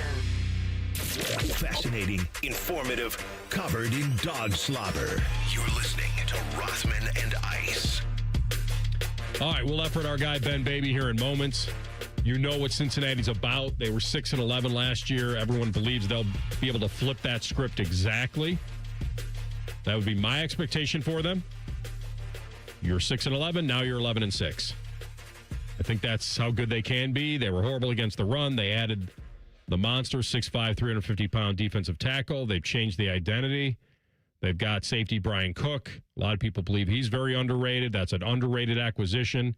They got the edge rusher from Seattle, Boye Mafe, and they've changed a lot. I don't know if that's enough, but it's certainly enough to make them competitive. Boye Mafe is an interesting one for me because he's coming over from Seattle to where he didn't have the opportunity just because of how much depth they had to get a ton of playing time, right? He's obviously a guy in their rotation, but now coming over to Cincinnati, if that's the plan for Al Golden, sometimes that's all you need. Sometimes you can look at the numbers for some of these guys and that it doesn't jump off the screen, but, their shot attempts in these games were limited. Now he comes over. Clearly, they looked at his tape and what they saw from him, and Al Golden feels like, hey, that's going to work in our system. And you mentioned a guy like Dexter Lawrence with his ability to draw double teams and all that. Like Boye Mafe, he's got to be loving the opportunity, right, that he has potentially in front of him, and especially if Miles Murphy, Shamar Stewart, those guys don't bring a lot of comfort and trust to Zach Taylor and Golden. They're going to throw him out there and say, let's see what you got. We got Jonathan Allen. Another vet. Yeah. Vikes released him, and he signed a 2-year deal. So I'm looking at their defense. I'm looking at their roster right now. They have 4 new starters. From the back end, Cook, Mafe on the edge, our linebacker, and then you have Dexter and Allen up front. That's a decent amount of addition to a really, really bad defense. You touched on Brian Cook when, the Bengals were a really, really strong team a few years ago, and that defense was, you had Trey Hendrickson and Logan Wilson. We were talking a lot about good safety play, too. Remember Jesse Bates and Von Bell, and that window of time, there was that safety net on the back half to where if guys did get beat on the first and second level, we know Jesse Bates is going to be there. Jesse Bates has now gone to Atlanta and still played good ball, and he got his money. He had earned it based off of what he played, and so that combination of Brian Cook bringing his experience from Kansas City, the championship DNA that he can bring over there with Jordan Battle and some of these other guys, that level is going to be huge because let's live in a world to where the front seven isn't as sharp as they want it to be. They have to have somebody up back there that can be a short tackler, and it seems like Brian Cook's going to be that guy. I like what you said about the experience and what those guys can bring because they don't have to fight the history.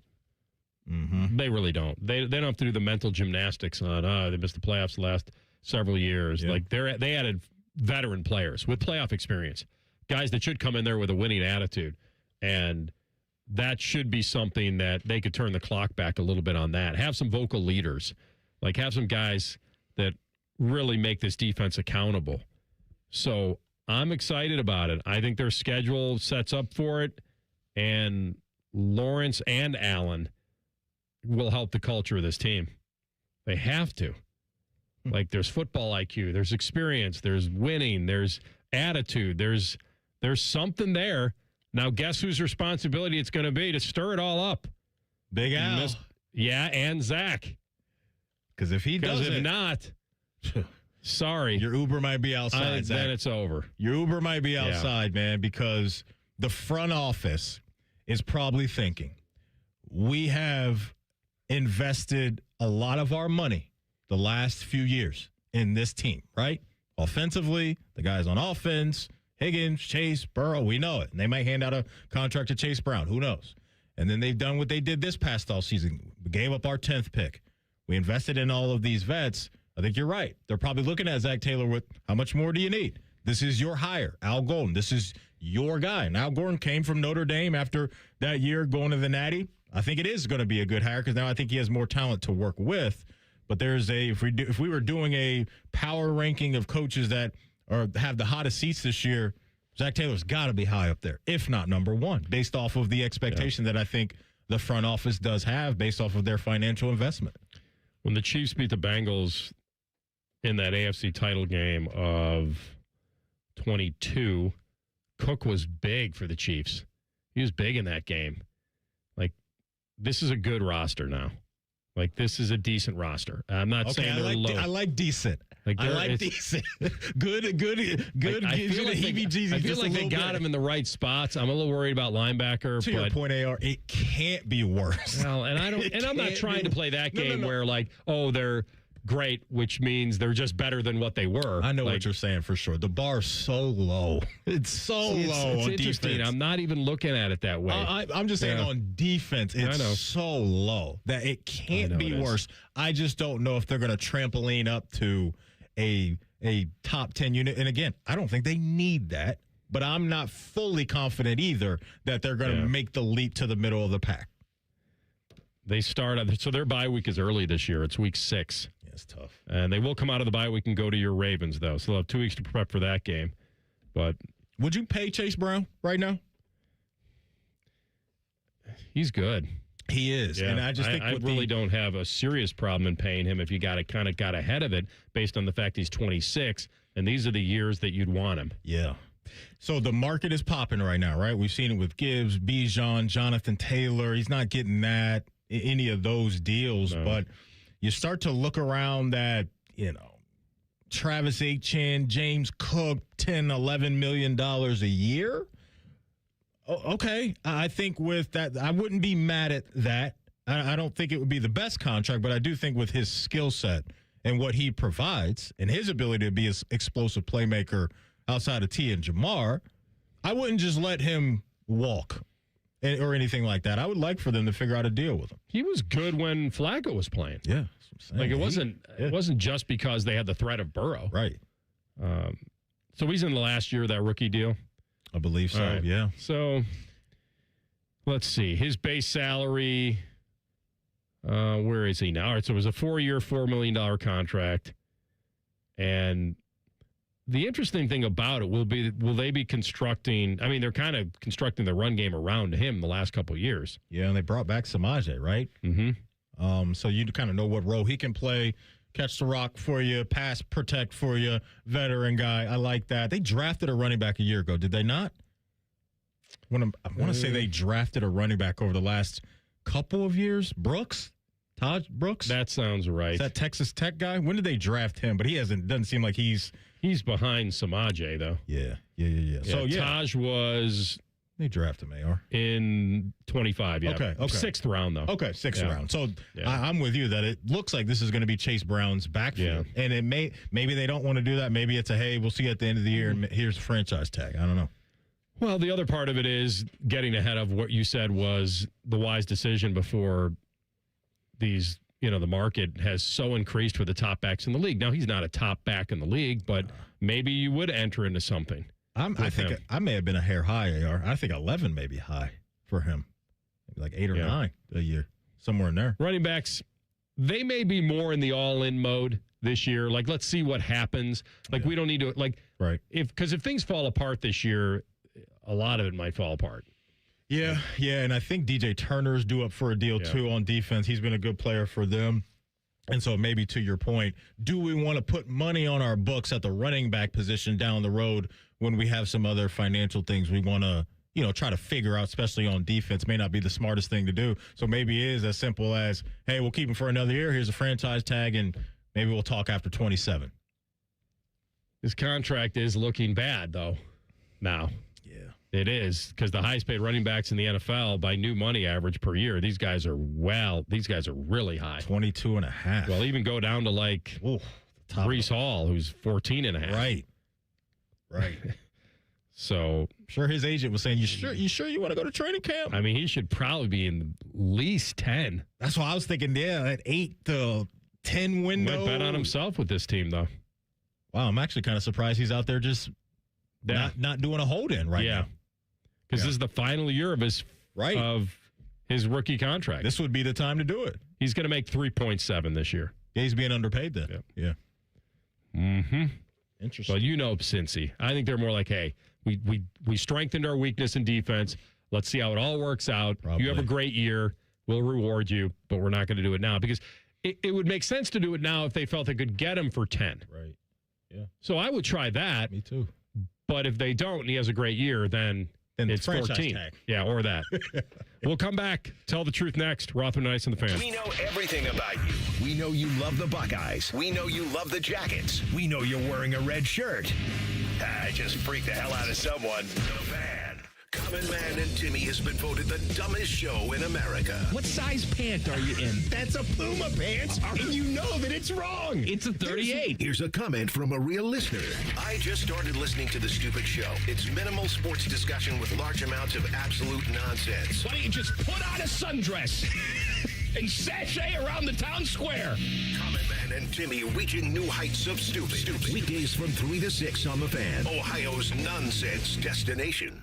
Listen to Financially Fit Radio with Corey Sickles this Saturday morning at 9 on 1460 AM, covering topics like what you need to know about annuities and how to stay healthy and enjoy retirement. Financially Fit Radio this Saturday morning at 9 on 1460 AM. State Fair food is getting smaller and pricier. We'll have room for fried cookies. Okay, you'd never overspend on food. What's your deal?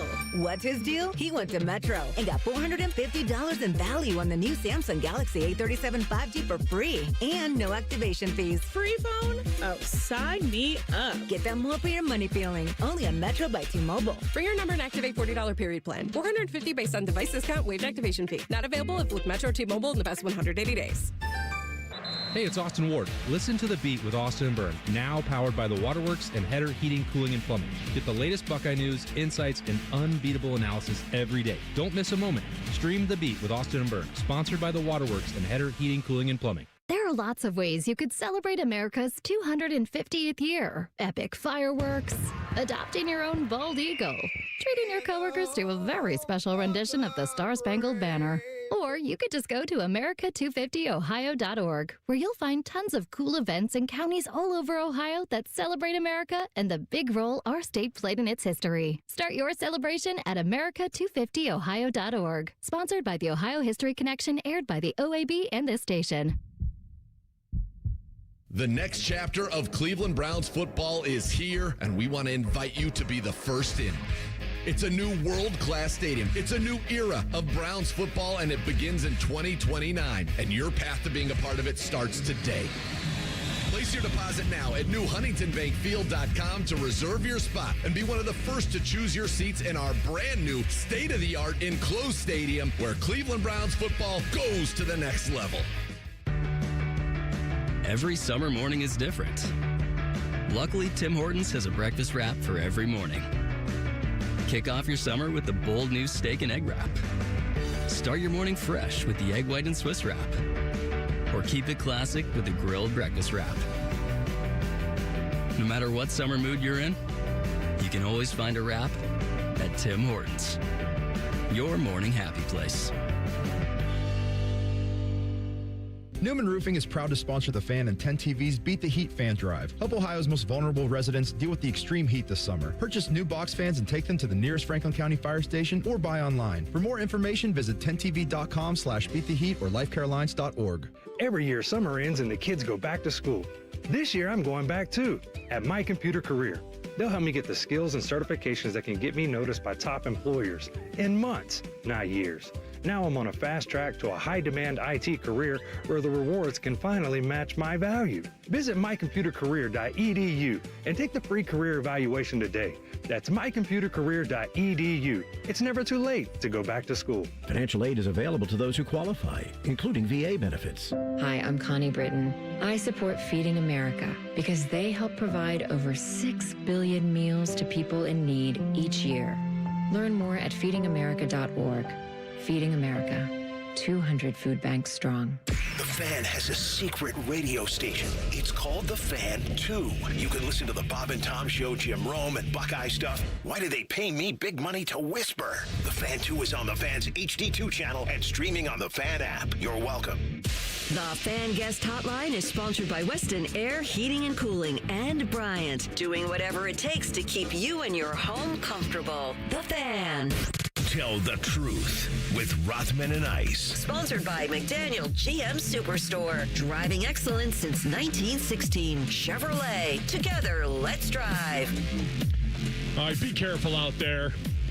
Sure you got your headlights on. I don't even mind people that drive in this weather with their hazards on. It gives just a little better depth of field on the distance between cars. Just do yourself a favor and everybody else. You going to do your daily duty of going out to 670 and, pulling out the radar gun today, or the weather? It shouldn't be a problem. So funny. I was going to perform a citizen's arrest? Exactly. I was driving down 670 the other day, and I thought, where's AR at out here? Was it a little bit wild? I was driving a little wild. Oh, were you? Oh. And when you would have been the one. And when I thought about AR on the radar gun, guess what I did? I slowed down. down. And then I thought to myself yesterday, the clip that TLC played for us about Bill Simmons, that was bad take, man. I'll play it again. Let me just the doubling down, too. Bill Simmons yesterday about the seatbelt, and then, I drive. You know, from driving with me, I never buckle it, and I just wait the minute until it stops doing the noise. Well, you don't buckle your seatbelt ever? Nah, not really. That's it. I didn't know the noise went away after a minute. I thought it just kept beeping. Some cars probably do. Yeah, mine does. I don't know. Some may just stop and then restart again. I tell you, I mean, this guy is a masters, and you want to look at him and say, you're smarter than that. Like, you have a lot to lose. Like, what are you doing? That could apply to a lot of people. That's listen, he just announces, I break the law every day, and I'm proud of it. Like, that's kind of what he was saying. Pretty much. All right, TLC, Billy. what do you got, big dog? All right, where do we want to start? Let's go with Micah Parsons. We can start here. He was on with Brian Baldinger and some of the NFL Network crew as they're doing their touring training camp. They made their way up to wherever, I almost said Green Bay, but I guess they're technically not in. Or actually, you know what? Maybe Green Bay does have their training camp in Green Bay, but you know how sometimes they go to neighboring cities or something like that? They went to go check out the Packers, and here is Micah Parsons talking about his high IQ. Yeah, and I don't even think it's just about pass rush. I think about is commanding the defensive front. Like the way I set it up, I can dictate the slides, know where the slide's going, understand protections. I think I'm above IQ than every rusher in the league. I've learned from the best between Dan, Zim, Halfley. I really understand football at a way better level, so it allows me to, use those abilities that I haven't seen no one else do. What was that sentence? I think I'm above IQ than every rusher in the league. So the internet is not being very kind to Micah Parsons today because a person with a high IQ does not describe themselves as I'm above IQ than anybody else. See that? Yeah, I understand where you're going with that. It's just he's doing a live show. He said it the way he said it. Yeah. He pivoted his sentence structure mid-sentence, and then it didn't make any sense. I mean, would it have made any difference if you said, I believe I have a higher football IQ than any of the running backs I'm facing? That's what he was saying, That's what correct? he said. Yeah, that's what he was trying to say, for sure. All right. He just said, I'm above IQ than every rusher. I think there was an IQ'd, I think he said. I think there was an IQ'd. I think I'm above IQ than every rusher in the league. I'm above IQ'd. IQ. I don't know. Well, I've never heard somebody say that. So you know what? Maybe his IQ is just so much higher than all of ours. It's like when Rogers was trying to tell us what was the word, AR, that he was telling us that immunized? The word that was in the dictionary that his definition was the right definition. Was it immunized? I want to say it was another word. Well, people were asking him if he had been vaccinated. He said, well, I've been immunized. I remember that, but there was either way. Meaning I'm protected in my own way. Your boy did some of that, TLC. He was a Green Bay Packer at that point, so I bear no responsibility of that. Todd Monken was meeting with the media. Here is a little back and forth that he had with the media. So Todd Monken's got his ears up. He's ready to go. I wasn't sure I understood you. When Mary Kay asked if they're even Steven, and then you mentioned that Deshaun's is better. Hold on. What was that? So that's what I'm asking. Were you saying, I said Deshaun's better? Were you saying that he's gotten better since camp, or that he's better than Shedeur? I want to make sure I understand. I don't think I threw in there that he's better than Shedeur. I'm not sure I went that far, but I appreciate you trying to trap me in that. I said it out of the gate when Todd Monken was hired. I said he's a talented guy at the mic. He is a no-nonsense guy. I think a lot of his stuff's going to be entertaining. I've been entertained. I like that stuff. And look, that has to be so hard for Monken every day to make sure he's saying every word of every sentence right about a situation like this, because if you don't, then one word or a couple words that are misplaced could have headlines all over the place. Crazy. I'm not really that upset at the question. I don't think he was trying to trap him. I think he was trying to dive a little deeper into making these generic comments about the quarterback battle actually mean something. So when he was asked, when you said that Deshaun Watson has gotten better since camp started. Did you mean than Shedeur or better than himself? Yeah. Gotten better than what? Right. Yeah, I mean, and that's what they were asking. I appreciate you trying to trap me in that. Don't trap him he in may that. have. Did he say? I'll have to look at his face when he said it. Let's see. Did he say it with a smile, or did he turn his head right away, or did he stare down the reporter afterward? Like some of this is you got to understand. You got to be able to see it. Maybe there's a little smirk in there. Maybe. Yeah, I mean, I don't think he's the smirking like type. It didn't sound like he was smirking. Yeah. I'm watching his face. His face is my case. There's a little bit. It wasn't like a wink or a smile or anything. Let me ask you this. You subscribe to the no face, no case theory? What does that mean? Glad you asked. I don't know what that means. No face, no case. You know, you can send some pictures, maybe to somebody. There's no face in it. Oh, I case. see. You don't know who it is. No face, no case. Mm-hmm. Oh, but what's the saying? Isn't it under your contact? I guess they could change that. I'm just saying, if you down the road, they said, I want to show these pictures off, you could always say, that's not me. You can't see my face.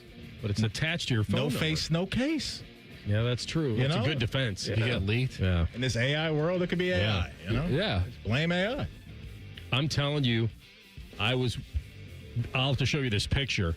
When I was at the Hall of Fame and when I got out of the hotel and I was talking to Marcus Fitzgerald, his brother, I got a picture back that had Larry in it with us. See, that's what I'm saying. And it looked like the three of us were there together. You could get caught up somewhere.